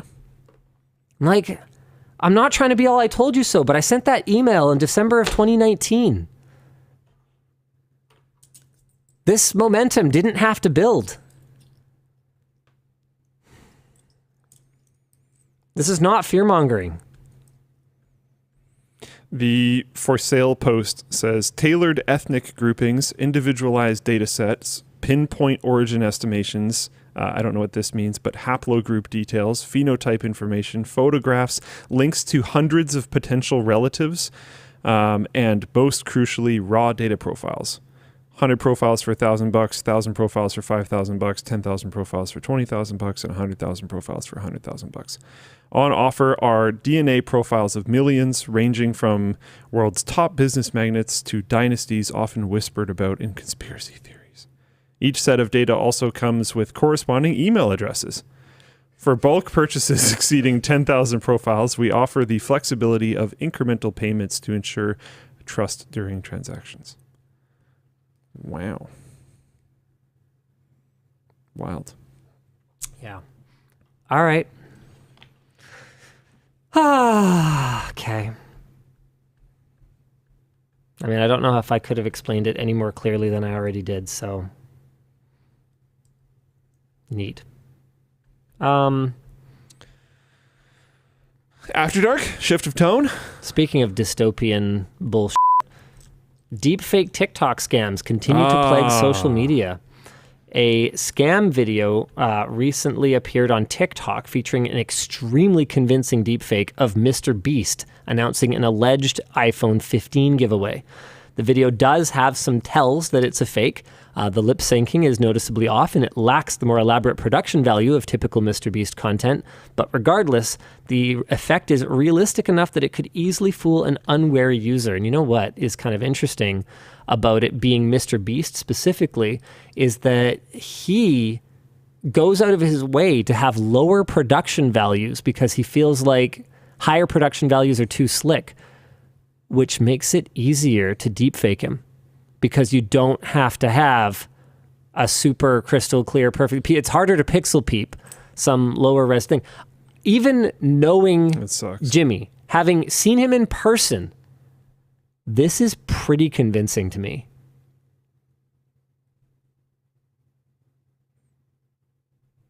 Like, whoa. I listened to it. It didn't sound like him. Sure, but that's a matter of time. Oh, yeah. Given how much... that's the thing that keeps getting me is the voices they have like underlying accents, which is interesting. Given how people are like, clearly fake, it's emotionless, bro, his head movements don't match the conversation. Guys, I'm not looking at that. I'm looking at the convincingness of the replacement. There's also a wild difference in... Maybe you have a better actor. Maybe you're perfect and you would have got it anyways, but there's a wild difference, and this has been proven, in the amount of people that can recognize AI when they're told that it's AI first versus people, or whatever I know, versus people that can afterwards. You mean can before they were told? Yes. Sorry. Yes. Yeah. Big difference. Big difference. And the audio is a pretty solid tell, but sure. That's if that gets better at the kind of rate that video has, I'm scared, man. Similar scam videos have surfaced featuring celebrities like Tom Hanks apparently selling fake dental plans and CBS anchor Gayle King selling a sketchy weight loss product on Instagram. Another scam used deep-faked BBC anchors to introduce Elon Musk, who supposedly had an investment opportunity. Many corporations have enacted watermarking and metadata tags to ensure that AI-created content is clearly labeled as such, but recent studies have shown that current watermarking systems are easily subverted through simple methods like adjusting brightness or adding Gaussian blur. Gaussian, sorry. That's the correct pronunciation in English. No, I was making a joke. Gaussian blur is correct. There's rules. It's also easy to add AI watermarks to human-authored videos and images. Our discussion question is, how do we best protect the people being targeted by these kinds of scams, like less tech-literate, young people, the elderly? The answer is, we cannot. Yeah, I was going to say, I honestly don't know. I used to have strats for a lot of the old stuff. I don't know. I don't know either. I got nothing, man. Nothing. Let's do WAN Show After Dark. Let's do some merch messages. Maybe all of the hilarious people in our community buying bread will make me feel better. You guys are... They're buying a lot of bread? Well, it's ridiculous, right? Because they spent $5,000 on bread. Like, I just don't even really know what to tell you at this point. Oh, shoot. What now? Nothing. Is your bread not squishy enough? No, I have to do sign-in things. Oh, all right. Nice. Get that 2FA. All right, Dan, hit me. Sure. Let's see what we got here. Hi, LLD. Treating myself for my birthday. I'm interested in your thoughts on the Kaleidoscape system. The picture quality is amazing, but the hardware is very expensive for what it is. Have you seen this system before? Kaleidoscape.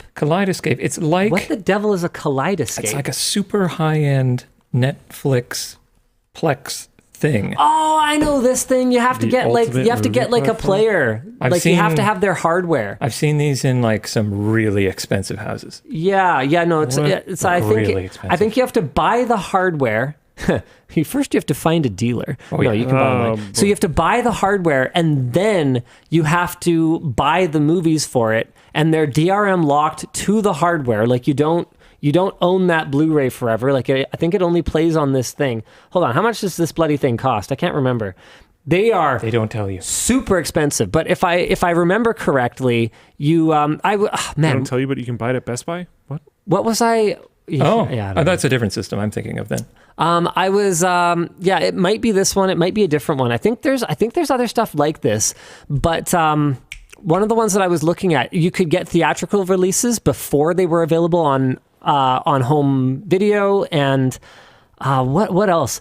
I found out about this when I was looking at these like video HDR tone mapping boxes that this company makes that are just a computer but with some special software. What the Right.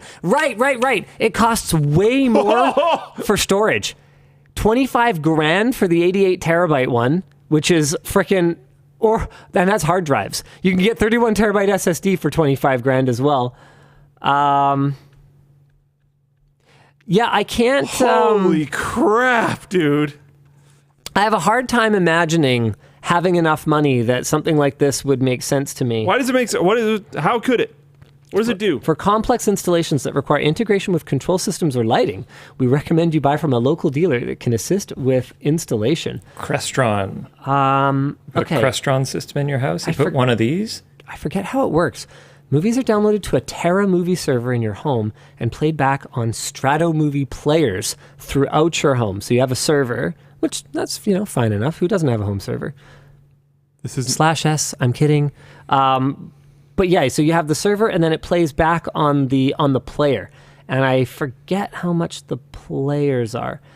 Whoa. The ultimate 4K system includes every 4K movie available at the time of shipment, preloaded onto 2 Terra Prime 88 terabyte movie servers, along with 1 Strato C movie player. What so it's so because you get every Blu-ray ever? I guess so. I don't even want that. I'm trying to remember if you have to, if you have to pay a subscription or not. Maybe you don't. I'm not sure. Does anyone know anything about these? I don't even want to. Oh, don't be a hater. I mean, at least I'm a hater. We're learning. Nope, I'm hating. Is there anything else like it, or is this the one? Because I definitely learned about something like this at some point. Yeah, I've seen these systems as well, but I don't know what they're called. They're so expensive and ridiculous. Dumb. This is great. CH5609 says, quote from another site, the new Terra Prime solid state is the only dedicated movie server with 2.5 gig Ethernet and data center grade solid state drives, enabling the fastest downloads and the most simultaneous movie playbacks. I beg to differ. I'm pretty sure unless you make have one. a dedicated movie server that has 10 gigabit Ethernet and also has data center. Actually, I took data center grade drives home. Is that where those went?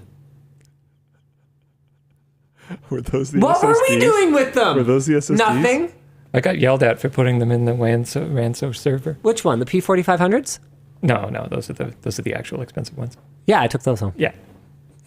Because they're like, they have a compatibility issue with Epic platforms, and we're almost all Epic now. I should tell Taryn. Why? I don't know if that's allowed. He bought the snacks. He bought the drives. Yeah, I bought the snacks. No. Not Linus the employee. Linus the company owner might have. Mm-hmm. And I don't think see. that's how company property works. Did you sign them out? Yeah, Then it's totally fine. I Shut don't up, Luke. think so. I signed them out. And it's for a video. Yeah, It's for the content. that's even better. I didn't know it's for a video. All right, you might have got me there. I don't know if I made a video about it. But he signed him out.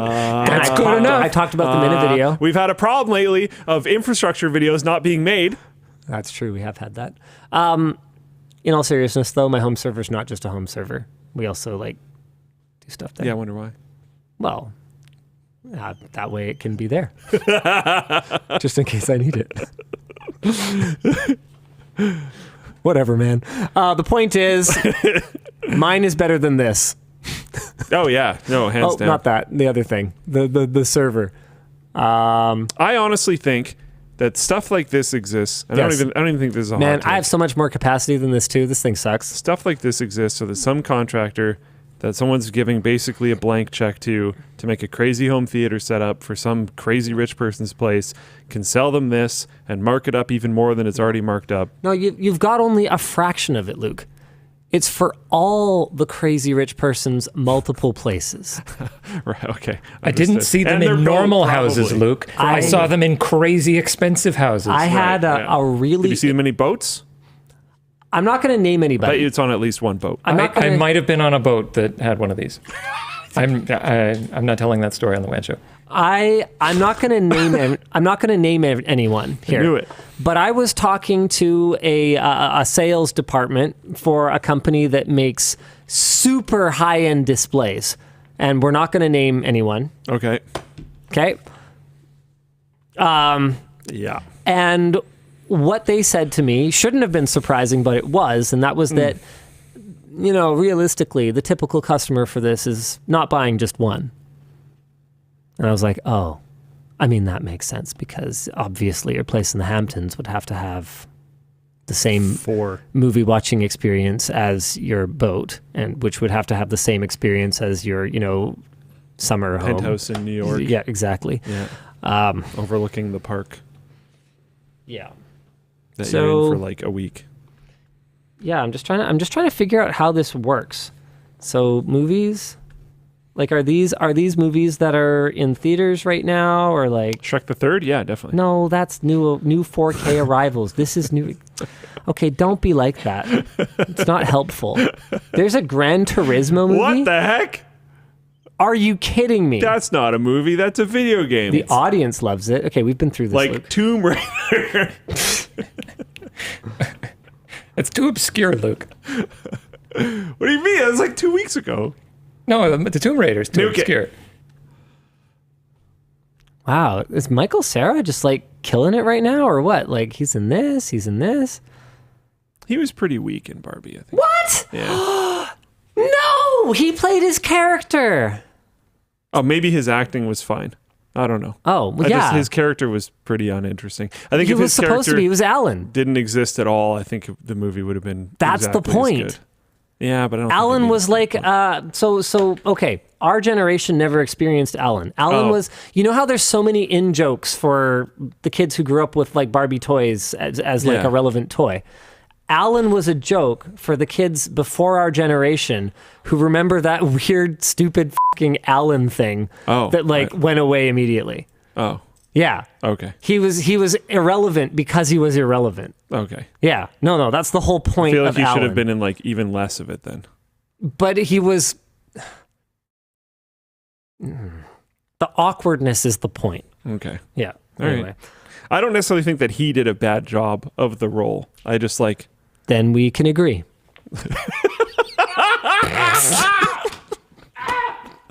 We have an Accord. A Honda Accord. Hey. I don't know where I was going with that. Me neither. I mean, this seems like a lot of But at least we agree. new movies. We're both right. So yeah, exactly. Don't make us do it again. Going to Some turn of into these are- lemon grab over here. Or at least fairly new. Yeah, I mean, But a lot of things go to like online availability pretty quick these days. yeah, I just can't tell if any of this is theatrical or not. This is just HD, but it's Who made rodeo. Barbie again? Warner Brothers, I think. Warner Brothers. Did they have a online thing? Yeah, HBO, whatever Okay. it's called now Yeah. is their thing, I think. Stream. Don't quote me on any of this. Oh yeah, Warner Bros. Discovery, and yeah, it's just called whatever it's called now. Whatever HBO Go used to be. All right. Well, that's a thing that exists. So cool. Why don't we do another merch message? What is one thing that you grew up doing that you still do, but get dirty looks from people when you do it, buying it, etc.? I still collect Pokemon cards and get weird looks from other No quote way. unquote adults. I mean, That's actually kind of surprising, to be honest. yeah. Who's going to give you a weird look? We have money for Yeah, it you now. could be buying it for a kid. Yeah, even exactly. If That's weird. It's weird that they're giving you a weird look. I mean, it depends. It depends on like your demeanor when you're buying it. It can be pretty clear that someone's buying something for themselves. Giddy about it. But then if you're giddy about it, you're probably in a place where you know what you're buying rather than just like booster packs. In which case, what are they doing in there then? Yeah. Yeah. Yeah. Yeah. Yeah. Yeah. Yeah. You're right. We're both right. Yeah.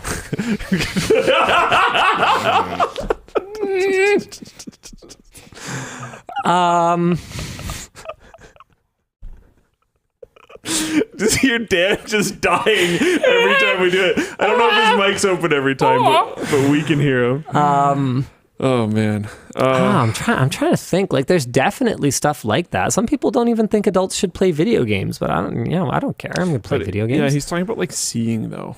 I mean, I'm trying to think. Like, even like the go-karts. Like when the kids and I are ripping around in the neighborhood, that's definitely not something that I should be doing as an adult. But pretty much everyone I see is like, yeah. Yeah. I don't get that reaction from like pretty much anyone ever. I don't know. No one cares. I think this might be a situation where like maybe they are self-conscious about doing it because they're like, I'm an adult. I shouldn't be into Pokemon. It could also be a community thing. Maybe. Like maybe they live in a community that's maybe more aged.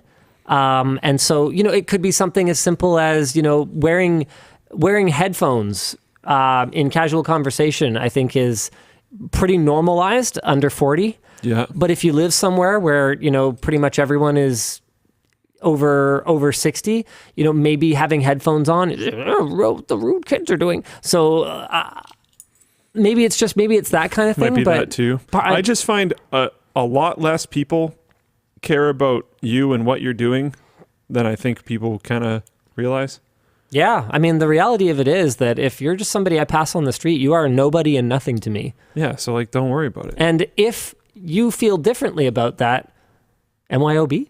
Yeah. I don't know what to tell you, man. And like, you're never going to see... I should be nobody and nothing to you. You're probably never going to see those people that looked at you weird when you bought those Pokemon cards. So screw them. Who cares? Who cares what they think? Yeah. Yeah. Buy those Pokemon cards or don't. Yeah.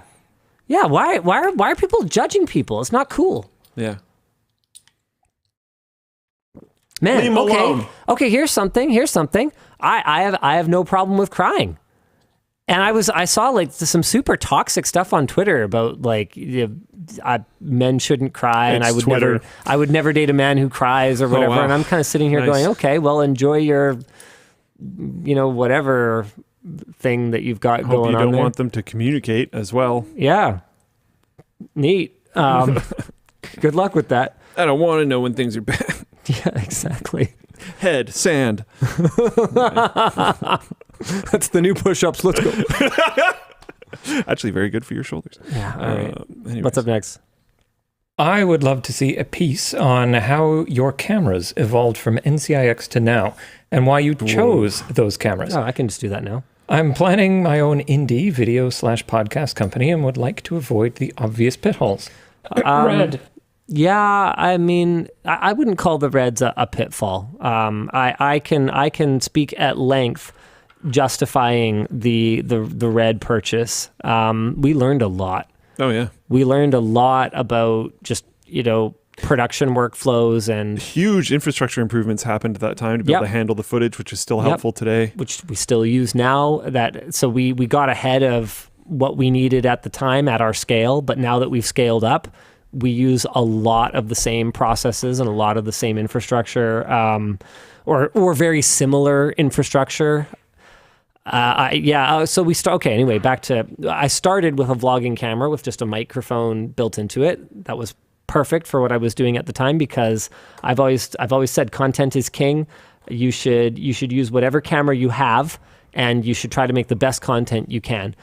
From there, we used a handy cam that the NCIX boss gave his kids and they didn't use, so we adopted it. And then when we started Linus Media Group, I got a Sony FS700, knowing that it was 1080p today and that there would be a 4K upgrade in the future. That ended up being a long and winding road with various external recorders. I remember we had an Odyssey 7Q or 7 at some point. It was an external recorder that used SSDs because I was super determined to not use proprietary media. It looked at the time like was it CFast that was going to, no, I think this was pre-CFast. I can't remember what the hotness fast media was supposed to be at the time, but there were other cameras like the Blackmagic Cinema camera. We did end up with one of those at some point for some reason. That used an internal SSD, like a SATA SSD. That was super cool.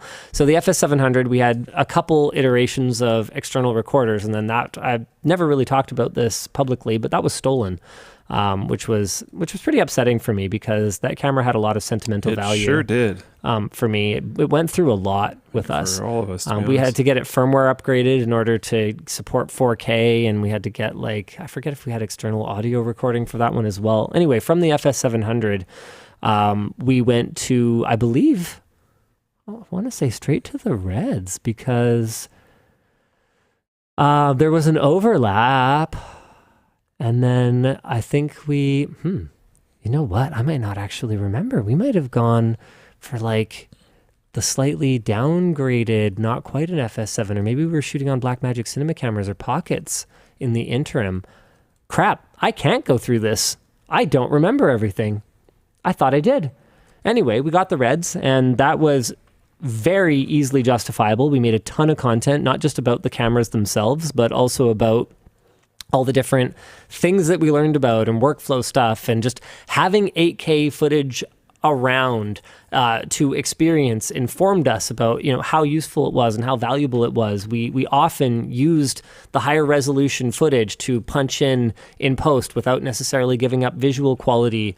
There were lots of things that were super great about those cameras, but we've moved on. We went to the Blackmagic 12K cameras that ended up being kind of a disaster because their low light performance wasn't very good, and the footage was even more difficult to handle.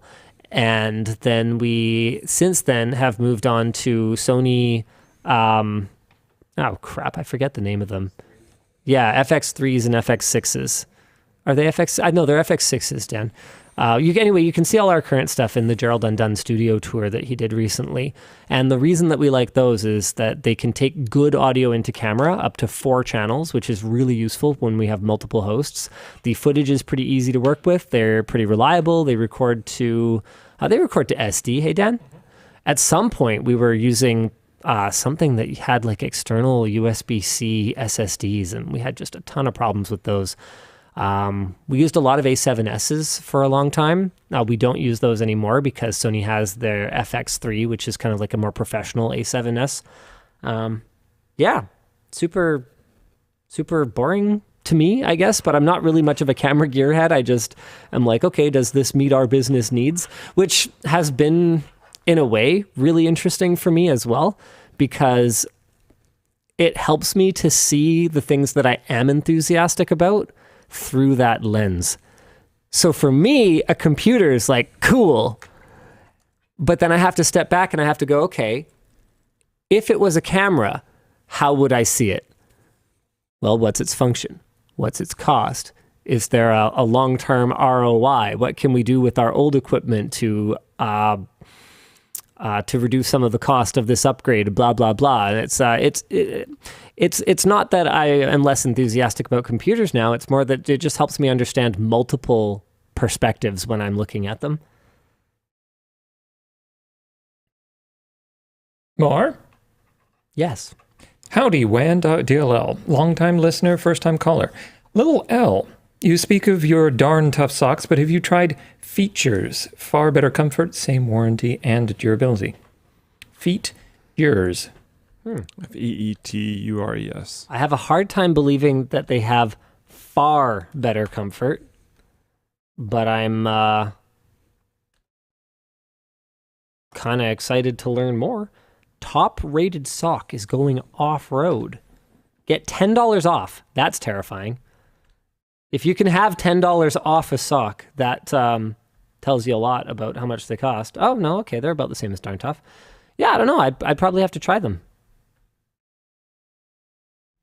Do they have anything not low-cut? I don't do low-cut. I don't like my ankles get cold. Oh, my goodness. I didn't know that was why. This is a $30 sock. I only do low cut. Yeah, no. For the exact opposite problem. I don't like it. I'm just overheating all the time. That's why I wear sandals, though. Ah. Yeah, so socks and not shoes is the perfect balance for me.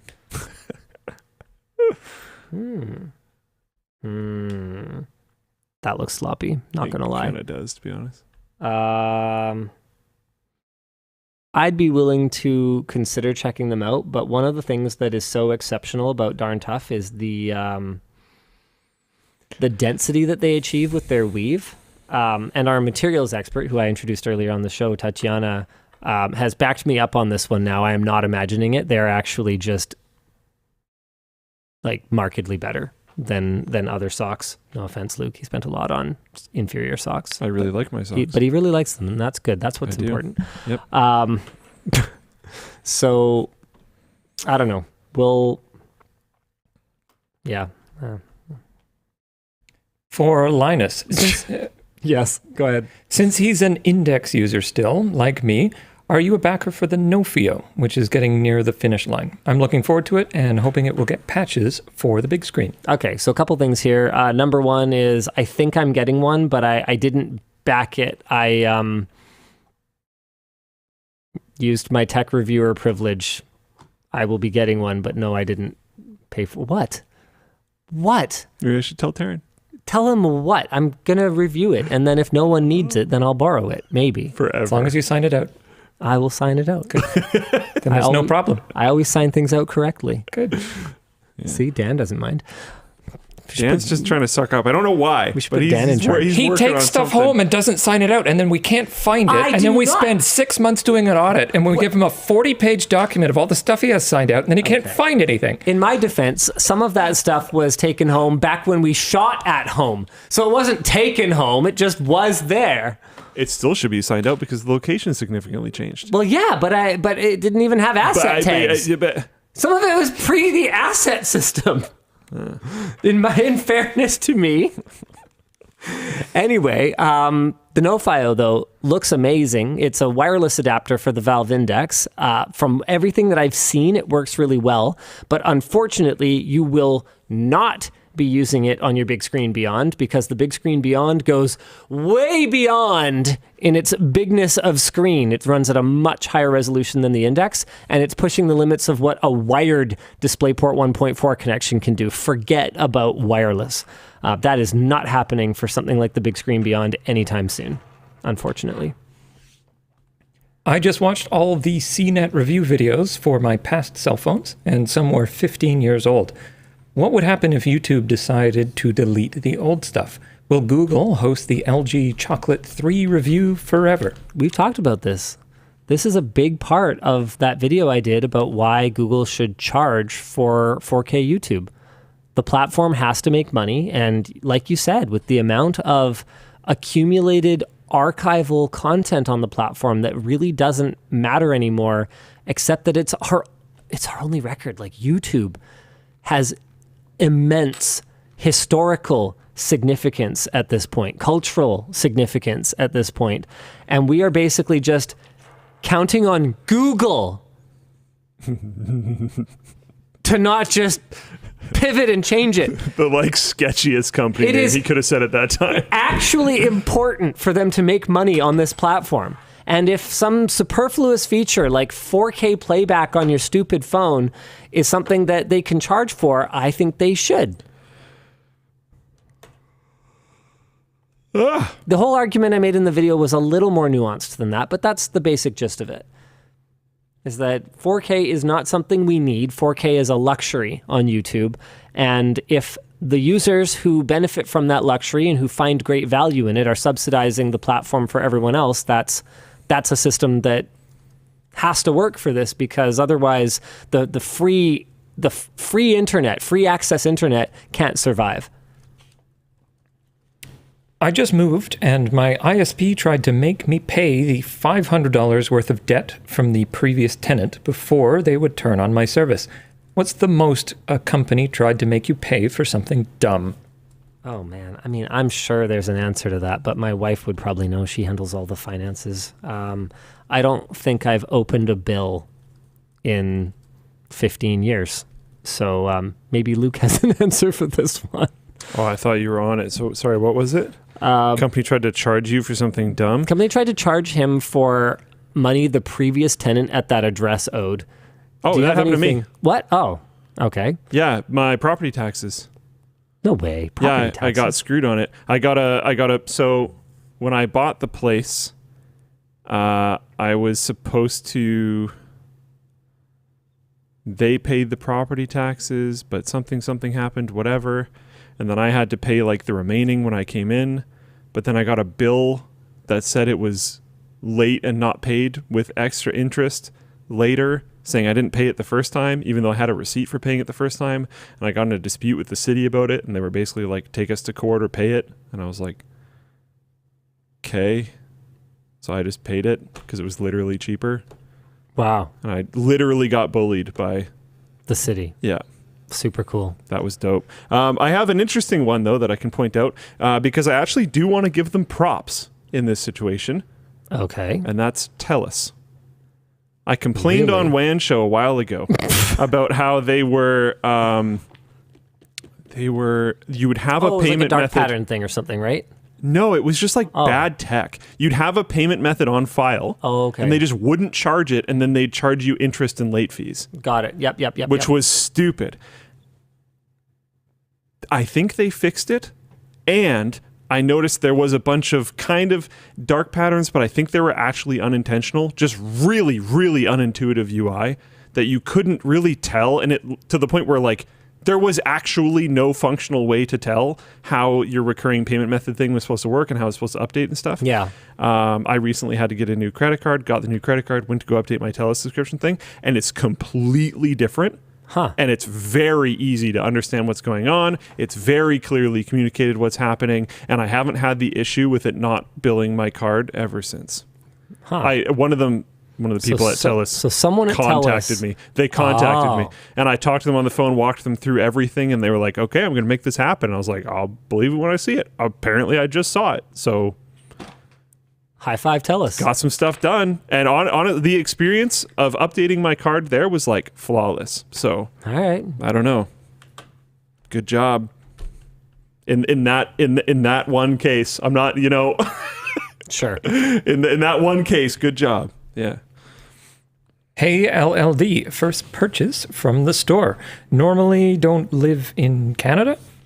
I'm organizing a LAN at my hometown university for the second time next year. Any tips and tricks? We were around 40 last time, hoping for more than 60. Yeah, Steam Cache? sorry, what is it again? They're hosting a LAN. Any tips and tricks? It's so easy these days. Yeah, make sure you don't go too many switches deep. I think the max is 7. And don't get anywhere near that if you can avoid it. Promote. This is the lamest thing I could ever say, but I actually believe it. Promote like having like veggie trays and stuff instead of regular gamer snacks. Wow, you really have gotten boring. I have 2 reasons. Yeah. I have 2 reasons. 1, it's just better for you. 2, it will actually aid in the sleepless night. A lot of people think the like hydration, sugar food and stuff is going to help, but what's actually going to be better is good food and water. Yeah, that will actually keep you going. And veggies are both of those things. Yeah, honestly. Yeah, like it's actually like it's literally a gamer move, and also it's healthier, but it's also literally a gamer move. So there you go. This one's for Luke. How are the hardware upgrades going for LTT? I provide Soho solutions. Server power draw keeps me from pointing to server hardware due to power consumption. Consumer hardware memory limitations suck. Are we upgrading any hardware? Not really right now. We will be. We will be. But I don't think there has been... I mean, there's like little stuff all the time, but I don't think there's been any major changes. There's a plan to update some switches, but like, yeah, I don't know. It's not like we're swapping out servers here or there. I think we're going to do a high availability WAN cluster at some point. Compute cluster. Yeah, we got some for lab and some other stuff. There's stuff coming. There hasn't been major stuff done yet, though. Yeah, so maybe ask me tuned. again in a while. And honestly, when we do it, I'm sure there's going to be videos coming out about it, so you'll just see it then. Yeah. Hi, LLD. I am upgrading my theater room, trying to copy yours. Last WAN show mentioned the TCL screen, but Samsung just launched the new The Wall this week. A stupid name for a product. The Wall. Yep. I still use the Facebook. I think it looks good. Would you get it? Okay, the reason I curated this is I tried to Google this, and absolutely everything I found was about the border wall between the US and Mexico. Oh my goodness. So I'm going to add Samsung and see if I can figure out what exactly it is that you're talking about. I don't see a new one. Samsung The Wall news. This week unveils the wall for virtual. No, that's June 14th. Okay, someone's going to have to link me to this because I'm afraid I'm just not really sure which one you're referring to. The float plane. The float plane, stop. I mean, it was originally the float plane club. No, that's not true. It was originally Rip Vessel, but Yeah, that would have been pretty funny.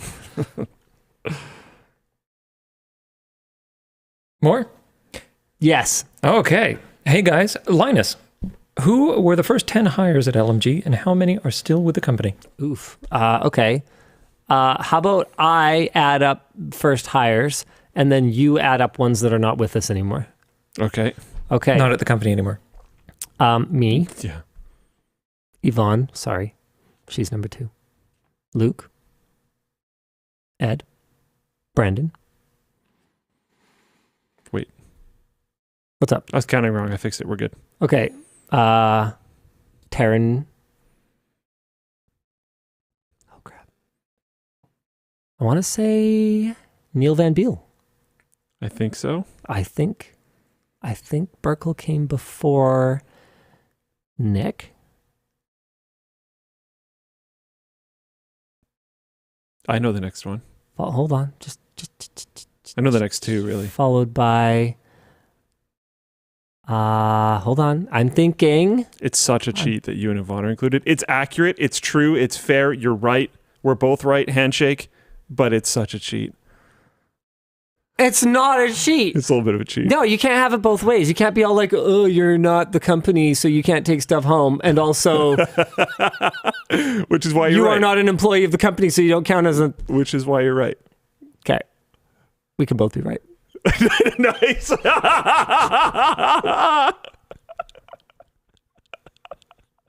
If I remember correctly. Okay, hold on. I think I remember. I'm pretty sure it's John and Dennis Yeah. who I'm pretty sure started it's- right before we moved. Pretty sure it's Dennis first. He's technically, but I think they started on the same day. Oh. But I think Dennis's hire date was sooner because his immigration was Immigration more stuff. complicated or something like They're that. both here. So those are the first 10 and 3 are gone. 3 are gone. Yeah, okay. That's pretty damn good. It's actually not bad, yeah. Because all of those are 9 years ago or something like that. 10. No. Oh, No. oh, Yeah, by the end of it, I yeah. think Dennis has been with us then about 8 years or something like that, and same with John. Trying to think. After that, things happened really rapid fire, Oh, yeah. Colton and You know, I am on our timesheets. Yeah. I'm employee 3 because of you and Yvonne. nice. On insurance, I'm employee 1. Don't know how Really? that happened, but it's freaking we probably sick. don't have it Oh, why? because we just have our own insurance that we have. Oh, okay. Yeah, I don't think we would have. That makes sense. Yeah, So every once in a while, yeah, that I'll, makes sense. I'll go to physio or something and need to put in my stuff, and I put 001, and I always get the look. Nice. They're like, huh? I'm like, yeah. Oh, that's awesome. Yeah, you think I'm something I'm not, but that's still cool. I'll take it. Hey, whatever. You're an original gangster. I don't have to correct anybody. Can't nobody take that away from you. Yeah. Okay. People are linking me to Samsung The Wall, but it's. I don't think this is new, you guys. Oh wait, hold on. A new all-in-one 130. Okay, hold on. Hold on. I've got a link that might be something new. Okay, what is this? Press kit. Effortless viewing experiences with new all-in-one 130-inch LED display. Okay, so this one I guess doesn't use modules, but hold on a second. But this is a 1080p display. This isn't even 4K. I don't know, guys. 1080p at that size is more, yeah, commercial setting. We are sitting very, very far away from this, and the main point is like digital signage / artwork. Man, okay. Am I the only one who gets bothered by how completely unrealistic and stupid some of the promotional materials for products are? Where is the power for this? What is the purpose of this space? What is this? Explain this to me. What am I even looking at? It's like the weirdest spot. What was that thing we had the other day where it was like ocean food for humans? This is like AI designed. This is a human living space. Yeah. Well, look where all the humans could put their maybe this is like put their buttocks. The most expensive like Google Chromecast picture frame wall. It's just a giant picture frame that costs tens of thousands of dollars. No, I think it is. I just mean, what is this room that it's in? Oh, Coffee shop? Kitchen? Where would the customers sit? That counter on the left looks way too short. yeah, it does. Like none of the shadows make any sense either. There's what looks like a couch way over here. Is this an AI generated Well, room? look at the shadow underneath one of the chairs. The window, your light source is coming from the left, and then the wall is blocking all of the light. Is this an AI generated room? It's just like a weird composite. Look how weird that chair is.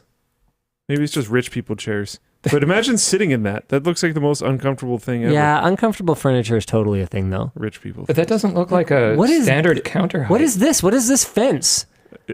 What does it protect someone against? You don't want to slide in your house? Why not? What do you mean? It blocks the Look fern. at that. Is that a lamp? This? Yeah. It could be a projector screen. I mean, it could be... It could be anything at It this could point. be anything. Yeah. Don't let your dreams be memes. And like, honestly, what is this? Is this an office? Is this what someone imagines an office looks like? Where are all the... Are these... What are these? Are these iMacs? Where are all the peripherals? Do people actually tuck their chairs in like that when they go home at this place? I don't think it's an AI image, though, because the feet on those chairs are not totally whacked. This is definitely a composite. This That's is Unreal look Engine. at this wall. Fakest, yeah. It's just Unreal Engine. Is that it? This one, maybe. The other ones are definitely just like Photoshop composites. Like, I don't understand it. And honestly, I have had a similar experience, particularly looking at promotional imagery for projectors, because every single stupid projector. In fact, Samsung had one. Did I ever? I'm sure I told you this story. I won't say the brand. It's been long enough. Whatever. They're fine. But I was at a brand hotel room thing, hotel event thing at Computex. Years back, and I was looking at one of their little demo cards of how a monitor worked. Yeah. And I started like laughing at it and pointing out all the ways that it was BS to Brandon. And one of the representatives sprinted from the other side of the room, grabbed it, and ran away with it. Because they like realized that I was pointing out that their like promotional materials were just BS, and he just took off. That's hilarious. This just made me think of that. I thought it was funny. What is powering this projector? Hope. Hey, there could be a hole in the table. No, because that's not where the power inlet is for this projector. Oh, is it in the back or something? What is it shining at? As far as I can tell, this is a dining room table. Oh, yeah. Let's go on. I haven't even... Whoever was posing for that thing just wanted lunch. Oh, wait, hold on a second. This one might be battery powered. This thing might have a battery in it. Hold on. Let me check. Oh, if it did, you just got dude. Hold on. Just chill for a second. It's okay. You can still be correct because it's still shining at nothing logical. So it's fine. Yeah. Still correct. Maybe That's not a compromise. Maybe it doesn't have a battery. Hold on. Does it have a battery? Blah blah blah blah. No, the compromise, Dan, is that he's correct, but he got 1 out of 2. Hold on, maybe the sound is through the bottom. Okay, I can no longer remember. Fits in one hand. Portability. Okay, hold on. Blah blah. External battery compatible. No, it does not include a battery. So let's go back. What is powering this? Yeah, wait. What is powering this? Wait, stop. You actually need to stop now. No, go back. Where is the cord for this? Because it's shining when she flips it, isn't it? Well, yeah, but it's fake. Yeah, but I'm saying... Also, I'm saying this is not aimed at that. Not even close. This is aimed like up here. Oh, man. What is even happening right now? This geometry is so perfect that with perfect professional installation alignment and a ceiling mounted projector with lens shift, I could never hope to achieve such perfect geometry. And look at this. There's no spill. She doesn't even need a black frame on this thing. No. Why would you? Why is this allowed? I'm not even saying this is a bad product. Cool product or whatever. That's the fakest thing. But this is so fake. I think that's like the worst example for me, to be honest. This is a completely... That looks like someone snipping tooled, like... unrealistic representation of this product. What is this, Apple TV? Yeah. At least this one has a power cord going into what? Wait, nothing. Where's the base of it? It's here. Going into the floor? Isn't it bigger than that? Or is the base a power base or something? Oh, I don't even know. What are we even looking at? Wait, yeah, sometimes it doesn't have... Sometimes all your base don't belong to us. Wait, yeah, that one doesn't have it. Yeah, that is not powered. Yeah, that one's definitely This not. is definitely added Oh, digitally. the external battery might be the taller base. Maybe. But You it just sure as crack heck the isn't code? connected to this one. No, that one's still screwed up, obviously. So you're still correct. It's I want to okay. see the first frame of this. Hold on. Here we go. No. This clearly has no power source whatsoever. Yeah. Why? Why don't you just show it being used in a realistic scenario with power attached to it? Is that so hard? Funky. Anyway. Yeah, just Funky. projector marketing is a personal pet peeve because it is... I didn't even have People to... are saying there's a cable. Where? People are saying it had a cable. In front of the pillow, just to the right. You can see it. You can barely see it because the pattern on the pillow. It's just disingenuous. I think you're right. Yeah. Look at that. That's sickening. Where's it going? Where does it go? Well, she's got the power under the pillow. That's the worst. Hold on. No. It was not in that shot. It is not here, guys.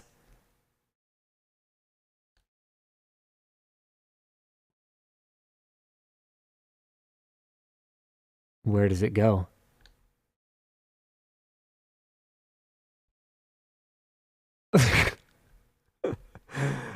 You know what? If my point is that it's disingenuous, I'm still right.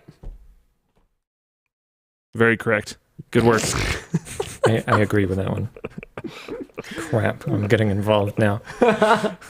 All right, hit me, Dan. It's too wholesome. We need to handshake in a circle. Yeah, it has to be like this. No. like what? Sorry. No. Bad.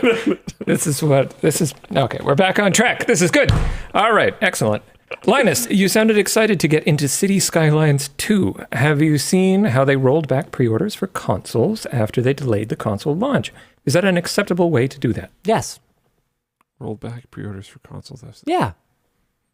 That is totally acceptable. Correct. What's bad about that? I mean, yeah, you should launch a product when it's ready, and you should take money when you launch. I love it. All right. I think I would almost... Did it say they gave refunds, like refunds just happened, or were refunds offered? They didn't mention that. Because I would honestly prefer if they offered it. Because like if I bought this thing and they were like, it's delayed, in a lot of cases I'm just going to be like, okay, cool. I don't want my money back. I just want it when it's ready. Not that it's like horrible that they gave me my money back. I heard I was going to get a refund. Okay, so they're just like doing it, which I don't prefer, but it's not It's been delayed till like 2024. Okay, 2024 is not that far away. Yeah, it's like 13 months. 15. What? 15. What? What 20 month in 2024? Oh, wait. Oh, my God. 2024 is next year? Yes. What is time? Yeah, it's 3 months away. Okay, never mind. Cool. Yeah, they're being automatically refunded. Yeah, I'm okay with it. I'm not against it. Yeah, just go order it again. Yeah. That's fine. It's not a big deal. Yeah, this is, if anything, they might be doing it wrong, but they're doing the right thing wrong. So intentions matter a lot. Oh, yeah. And No, they're being great. Yeah, it's clear what their intentions are. 100%. Yeah. Okay. Hey, Linus, I'm an 8th grade science teacher, and I am launching a YouTube channel for educational content. What tech tips do you have to make educational content entertaining for the youths of today? I mean, honestly, I kind of feel like I'm getting old, but one critical thing is bringing in fresh blood. You know, we definitely get new, younger people ideas from the younger people on our team. One of them is never stop having fun making the content. You know, Bill Nye wasn't young when he did Bill Nye the Science Guy. It's still super entertaining. So just have fun. You know, you could just tell that show was a lot of fun. At least I hope it was. For all I know, maybe it was super toxic or something. Bill Nye the Science Guy? Yeah. But I don't think that's been canceled. No, I just mean, I don't know. Maybe the production environment was terrible and it had nothing to do with Bill. Like, I don't know. Oh, okay. But yeah, no, I just keep it fun. Fun is infectious. That's the most important thing. Okay. Hey, DLL, happy to have another long sleeve back. Is there any reason you don't do them more or for your other shirts? Yes. The reason is that we didn't have blanks. We couldn't get stock from American Apparel of their long sleeve blank, and we were prioritizing our short sleeve blank before we started working on the long sleeve blank because the fit's a little bit more challenging. But now, as you can see, we have done up our fit. We've done all of our grading across all the different sizes, and we have it now. Let's go. Now, this one's all in capitals, but I'm not going to yell it. Question for Luke. Do you think Starfield was a success or a failure? No, you're reading it wrong, Dan. Question for Luke. Do you think Starfield was a success or a failure? Not sure if the answer is straightforward. I'll keep it short. I don't think we're going to be able to tell for a long time. My only reason for that is before it came out, Todd was talking about how they weren't designing a game for the next 1 year. They were designing a game for the next 10 years. And one thing I will defend the game on is its core. There's a bunch of actually good stuff. Good bones. It's going to need modders to make it good. And before everyone screams at me, no, that doesn't excuse it. I understand that. But I've talked about this before as well. NexusMods.com. I got tired of the game at a certain point, got angry with it, was like, screw it, I'm going to do it.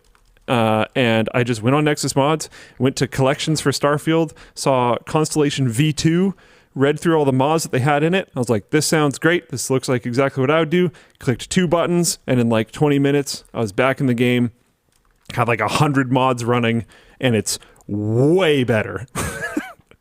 Massively prefer the new system, and this is without creation kit. This is without years of time for modders to work on it, and the space arena for modders to be able to mess around in and make super cool things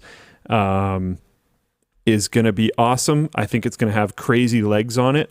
I also would point to Cyberpunk, to a game that was a failure on launch and is now this amazing thing that everyone loves. I would point at other games like that too. So I don't know. I don't think it was a smash success. I don't think it's doing badly enough to necessarily consider it a failure due to it having really long legs on it. If it didn't have really long legs on it, I would say it's a failure. That's it. Linus, I was wondering why you went all the way to a place like Alabama to talk to somebody about the Saturn V rocket. Surely there were smarter people in smarter places you could have gone to. Wow. What the heck? What does that even mean? That's really inflammatory. It was awesome. Were you talking to Smarter every day?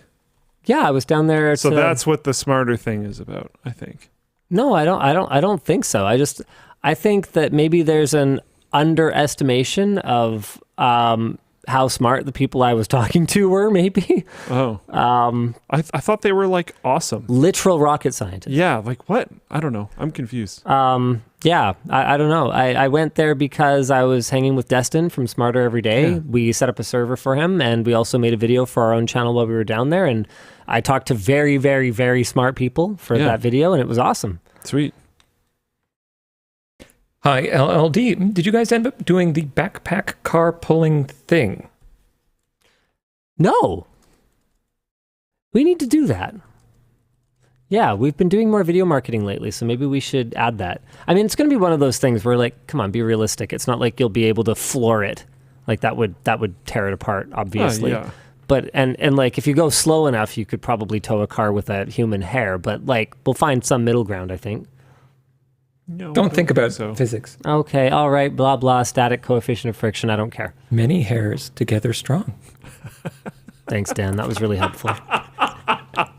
Sorry, that was a callback. Linus, what was the issue with the latest Samsung wearables that you didn't use them? I don't remember. I think I used it for a bit, and then I didn't like the interface. Basically, I just want the Pebble back. Give me hardware buttons. That's all I care about is like scroll up, scroll down, being able to like change my music track. Like, My Starfield watch has physical buttons that scroll up and scroll down. do you like it? Yeah, it's Can you actually change pretty alright. Can you change music? I can. Oh, well then it sounds pretty good. It's surprisingly okay. It feels very like dated. Can you read messages on it? Yep. Oh, okay. You can't respond to them. Yeah, Pebble could. Yeah. Well, Pebble Time could. Pebble Time, peak smartwatch. I like being able to read messages on it though, a surprising amount, to the point where it has me actually vaguely interested in this Pixel Watch thing. I'm just worried I'm going to lose it immediately. Because like Just don't take it off. Why would you take it off? I can't help it. What do you mean you can't help I it? can't help it. Learn to help it.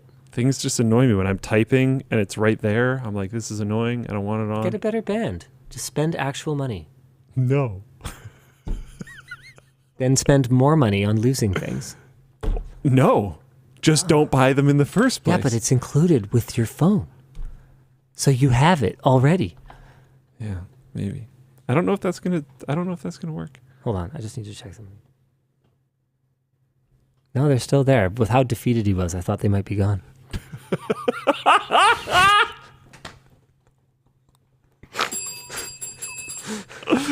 Oh my goodness. Wow.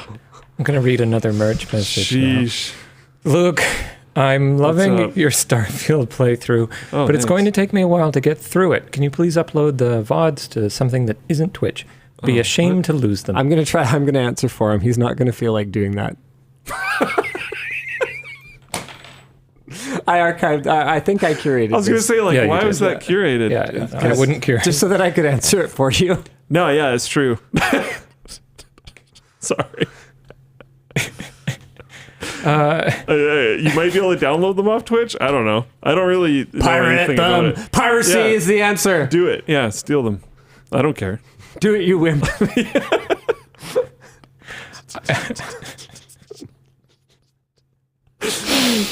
Oh man. Hey, Top Crew, DLL. Any news on LTT backpack carabiners? My fiance got me one for Valentine's Day. How would I stay up to date on this? Thanks for almost 20 years of entertainment. As long as you're still with your fiance when they finally ship, she'll get a notification, and you'll get them. That's the best way to stay up on it. That's amazing. That's either offensive or not. Yeah, depends how their relationship's going. Yeah. I saw a YouTube short ad for someone who was selling carabiners, which are almost identical. Oh, I did too. You saw this? I pointed at the screen. It's That was my bad. They're I flawed? almost sent it to you. No, Oh no. my God. Oh, they're like the almost new ones. identical to the new ones. Oh yeah, that makes sense. Same material. Oh yeah, it's a thing. Almost actually identical design. Yeah, they're a thing. The hard part is Did getting. it have the squared corners thing? They were slightly different. the They hard, weren't identical. No, they're a thing that exists. That's fine. Okay. The hard part is getting 250,000 of them. Okay. Yeah, I don't think they made $250,000. Yeah, everything is easy when you only need one. Yeah, I mean, they were selling like packs of like 2 or something for like a bunch. It was a hell of a lot of money. Mostly really probably expensive. because they didn't order $250,000. Yeah, they're really expensive, even in quantities of $250,000. Yeah. Yeah. But yeah, we're production is ongoing. We're on it. We're exploring where to ship them from. It looks like they'll probably ship out of China at this point, but still more work to do. Yeah. Last one of my curated here. Hi, Linus. I'm a sous chef and work for a contract company. It's sous chef. I'm a sous. That's a reference to an earlier part of the show. I know. I wasn't listening. Just yeah. Okay, carry on. Hi, Linus. I'm a sous chef and work for a contract company that sets up kitchens in other companies and feeds the employees, 50 to 800 people per account. Have you ever thought of doing something similar? Man, you set up a kitchen in another company. I mean, it sounds like a Google level thing to do. EA. Yeah. EA has one of those. I think something like that would be super cool. I have no idea how we could make something like that feasible here. Like, we don't even have a lunchroom, which I guess is embarrassing. But yeah, I mean, we have the lounge. I know. And we have the foyer at the lab. Neither of those are technically lunchrooms. Like, we have places for people to eat. We're not, total barbarians, but they're not lunchrooms. They're not set up for if we expected everyone to take their lunch at the same time, like with a catered meal or something like that. Oh yeah. Impossible. You can do staged rollout of meals through food trucks. Sure, but then everybody has to schedule it or something, and that's asking a lot of our team. No especially offense. Especially if production schedules. Yeah, it's just I have no idea. There's definitely issues with it. Like, we do snackies. That's about all we're set up for right now. Have just straight up restaurants. Yeah, but that's the thing is, where on earth would I put a restaurant? I'm not. I'm just saying, let's just buy another unit and just they food truck. Solve that problem by having a literal restaurant. Yeah, because it has to run all the time. So it's like So I'm not set up for that. I really enjoyed the communication of me just looking at you and pointing. Yeah, you weren't even really pointing in the right direction. It's right there. I was talking about the labs the whole time. Oh, yeah, but you were pointing kind of off that way. I was pointing this way. I don't know. I'm sure the video evidence will show that I was right and that you were also right. Very good. Very good. I'm starting to like this now. It's very wholesome. Got so used to my parents fighting that this feels better. I'm talking about you two. Oh, okay. It's a metaphor. I was like, oof. Okay. that's a little bit too heavy, guys. Jeez. Okay. With the Writers Guild ending the strike after reaching an agreement reportedly in their favor, does it make you rethink your position on AI's ability to replace creative work? No, not even a little. Because we never said that AI was going to replace truly exceptional creative work. AI has to be trained. It's a learning model, right? You need human creativity to feed into the AI. It's not self-sustaining. It's not a perpetual motion machine, right? So the kind of work that we think that AI will be able to replace is absolutely going to be within its capabilities at some point. However, this appears to have been a major win for staving off that point. One of my concerns, and I haven't read through everything yet because I've been extremely busy with other things lately. This is something that I've been kind of following up on occasionally, but not following extremely closely the whole time, but very interested in that sort of thing. So I haven't read it in more detail yet, and I would really like to.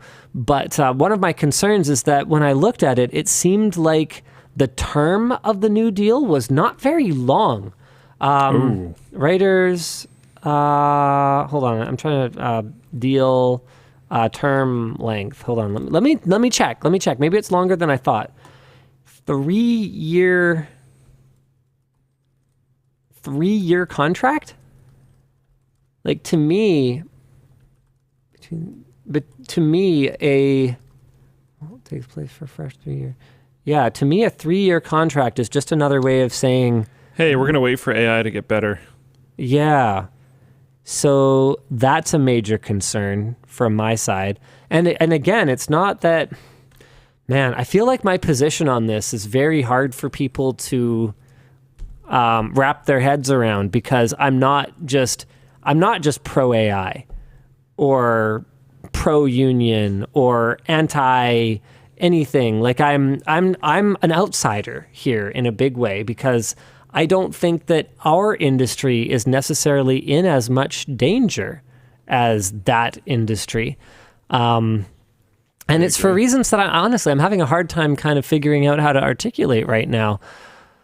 Like we're operating on such a fast pace. It changes so fast. I also think like with the workload and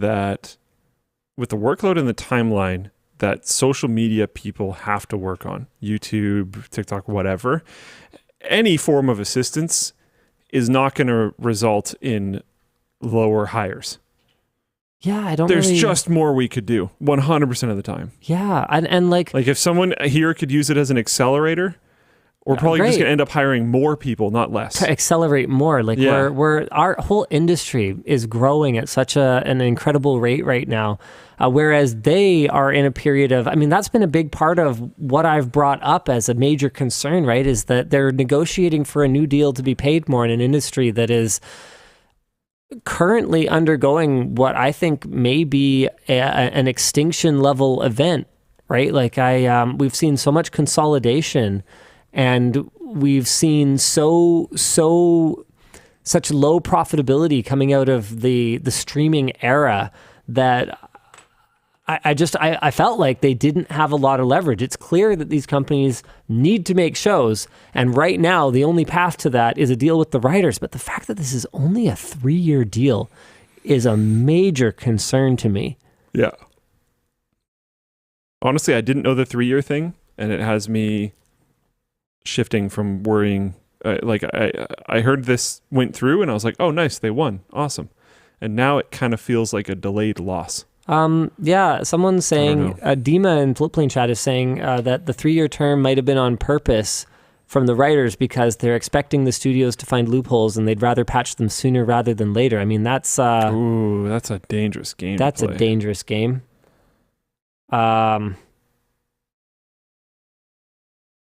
Yeah. 3-year deal is their standard, apparently. Yeah, all right. This is wild. You can't go on strike for half a year to get a 3-year deal every time. My goodness. That's not sustainable.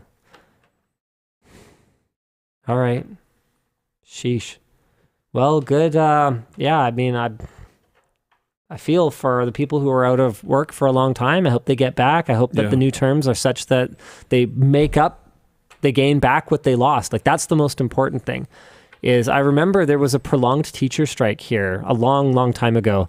And basically, it was the teachers union positioned it as a win. And I read something or was talking to someone who basically did the math on how much the province saved during the time they were on strike, and how much the gains they got were, and how long the deal was for. And basically they were just getting back what they lost, except they just weren't working for a long time, and then they were working, and it was like, okay. Yeah. So I just hope, like I said, I haven't looked at the details, and I hope they're getting back what they lost and some. That does help, I guess, for new people coming in. Yeah, it's a public service, but provinces still have budgets, which is sort of baffling to me, especially with something like education. What do you mean budget? School costs? What school costs? That's like one of your 3 actually important jobs, government. Roads, schools, libraries. Honestly, if you haven't got that covered, what are you doing? Not hospitals. Oh yeah, hospitals. Sure, fine. I thought we were talking about America. A little questionable stuff. Private hospitals. There you go. Anyway. Up next, how to avoid getting scammed. With you having multiple great products, how is the initiation process working with suppliers on Alibaba? I want to craft my own weight clothes using tungsten, 60 kilograms, about 3,000. I I saw this. I Okay. didn't curate this. I've literally no idea what curated this means. No, they're trying to reasonable. figure out how to engage with Alibaba suppliers. Okay. So, a couple things. Number one is no Alibaba supplier is going to want to sell you one set of anything. They might sample something to you, but they need to get some idea that you are working on an order that will have some kind of quantity in the longer term in order to engage with you at all, because they don't want to waste their time either. As for avoiding getting scammed, honestly, we've had overall pretty good experiences dealing heard with it's pretty Alibaba okay. sellers. They care about their reputation on that platform, as far as I can tell, far more than small-time sellers care about their reputation on a platform like Amazon. And I think the reason is that on Alibaba, that's a Chinese site where I think there are actual consequences for bad behavior. And they are actually operating under their real entity name. They're not just spinning up a random XYZ Tech Incorporated Shell Corp, whatever, blah, thing blah, blah. so that they can flip some crap on Amazon. So yeah, it's honestly been overall pretty solid. Hey, Luke, how would you rate the 3D down jacket for winter? I'm in New York, right on the border with Canada. Is this the winter jacket for me? I don't know if I'm the right person to ask. 'Cause Yeah, it's not winter. I am a warm boy. It's more of like a spring, fall, water resistant kind of thing. And if you wanted to wear it in like proper winter, like below 0 temperatures, you'd layer it up. So like I do. It can be layered, and pretty I well, layer it though. up. Yeah. But it's not. It's really warm for how thick it is, or thin Yes. it is. Yes. But it is not a super warm jacket. It's a really cool garment. I absolutely love it. I wear it all the time. But I don't Looks really want to. sharp. I don't want to sell it as something that it's not, and it is Yeah. not like a snowboarding jacket. No. Though I have taken it snowboarding Yes. with layers, And it was probably fine. and it was fine. But it's not a snowboarding jacket. And I also wasn't East Coast, you know, winter. We live in a pretty temperate area. Yeah, even our mountains are like -10 Yeah. in the winter. So Yeah. Like I've worn it out in the snow, but I'm a warm boy and we live in BC. I've experienced a blizzard in Boston before, and I was like, yes, what cold feels like. So I don't know. Yeah, maybe not the right one. I'm not sure. Hi, Linus, Luke, and Dan. I love the show and the channel. I have been trying to understand how to run dual GPUs. Do they need to be the same model? And what would the benefit be of running two GPUs? Oh man. Well, we don't really do that anymore. I think last gen only the 3090 supported it, and only in like benchmarking applications. Yeah, I was going to say for benchmarking. Not really in any real games. And then 4000 series doesn't support it at all. So it's kind of a dead meme at this point. It's kind of fun to play around with if you grab an older card, and no, they don't need to be exactly the same design. So you can run like Asus and Zotac together, but they do need to be the same model. Yeah. From like NVIDIA's standpoint. Yeah, so like two 2080s, you know, Yeah. as opposed to two, you know, random a 2080 and a 2080 Ti. Yeah. Hey, Linus, I've recently bought a PCI to fiber. Have you ever used this technology, and would you consider using it yourself? Sounds super cool. Haven't done it. And I really don't know what to make of this last one. Do you know what it stands for? I I've been do. staring at it for a long time and I can't decide. Every option makes me sad because of the K. Yeah. I think literally every option is an egregious mistake because of the K. I don't think there's any way around it. Okay, well then in that case, let's just do it. Hey, Luke and Linus, FMK, AMD, Intel, ARM. So it's have casual relations with, marry, and kill. If you want bed, wed, and dead. Sure. Yeah, let's go with that one. Yeah. Why are we talking about my bedwetting? It is after dark. Bed, wed, and dead. Man, wow. See, here's the thing. Okay, I think I got my spicy take. Oh, okay, go ahead. Literally that order. FMK, AMD, Intel, ARM.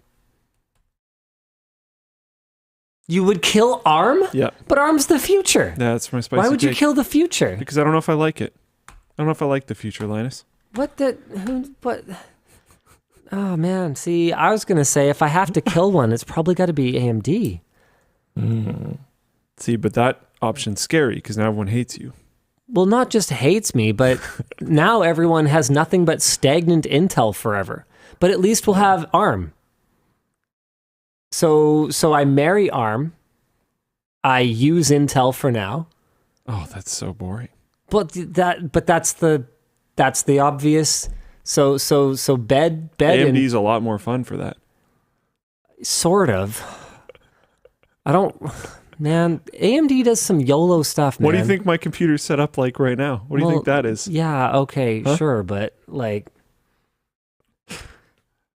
I'm all red right now. Yeah, I know. I'm the one who gives you all your hardware.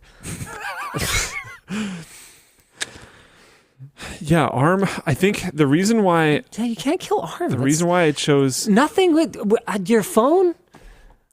Like, everything. ARM, gone. I think it would be a really entertaining path. What? That's just watch the world burn behavior. That's not a real answer.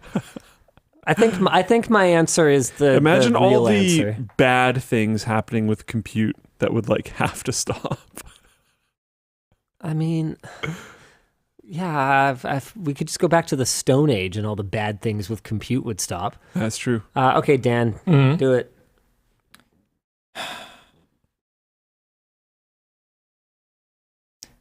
AMD released the Threadripper. I'm killing AMD. Oh yeah, I forgot they effed you before you had to. They effed me and a lot of other people. I kind of now it's my turn. I think you're both right. Oh my god. Very good. There you go. Very good. And I think that's enough for that show. We will see you again next week. Same bad time. Hold on. What? We have a raid. Oh. I think the real one is wait, did you say kill AMD? Yeah. Did you say marry ARM? No, marry ARM. Yeah. Yeah. I think that's the real one. Yeah. Mine's just fun. I like yours too, though. That's why we're both right. All right, moving on. We're raiding. We're raiding. Who are we raiding? UFD Tech. Wait, there's a stream, right? That's right. I'm setting it up here. I can deal with that if you fancy. Okay, cool. Dan's going to do it. I'm going to try. All right. So thanks for watching, guys. We'll see you again next week. Same bad time, same bad channel. Bye.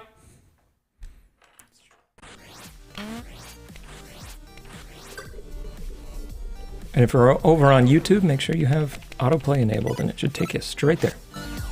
I don't think they can hear you over the music, Dan. Oh, I don't know why I bother then.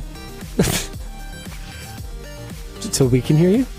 Oh yeah, I guess. We like it. The show is brought to you by MSI, Backblaze, and The Ridge. That's correct.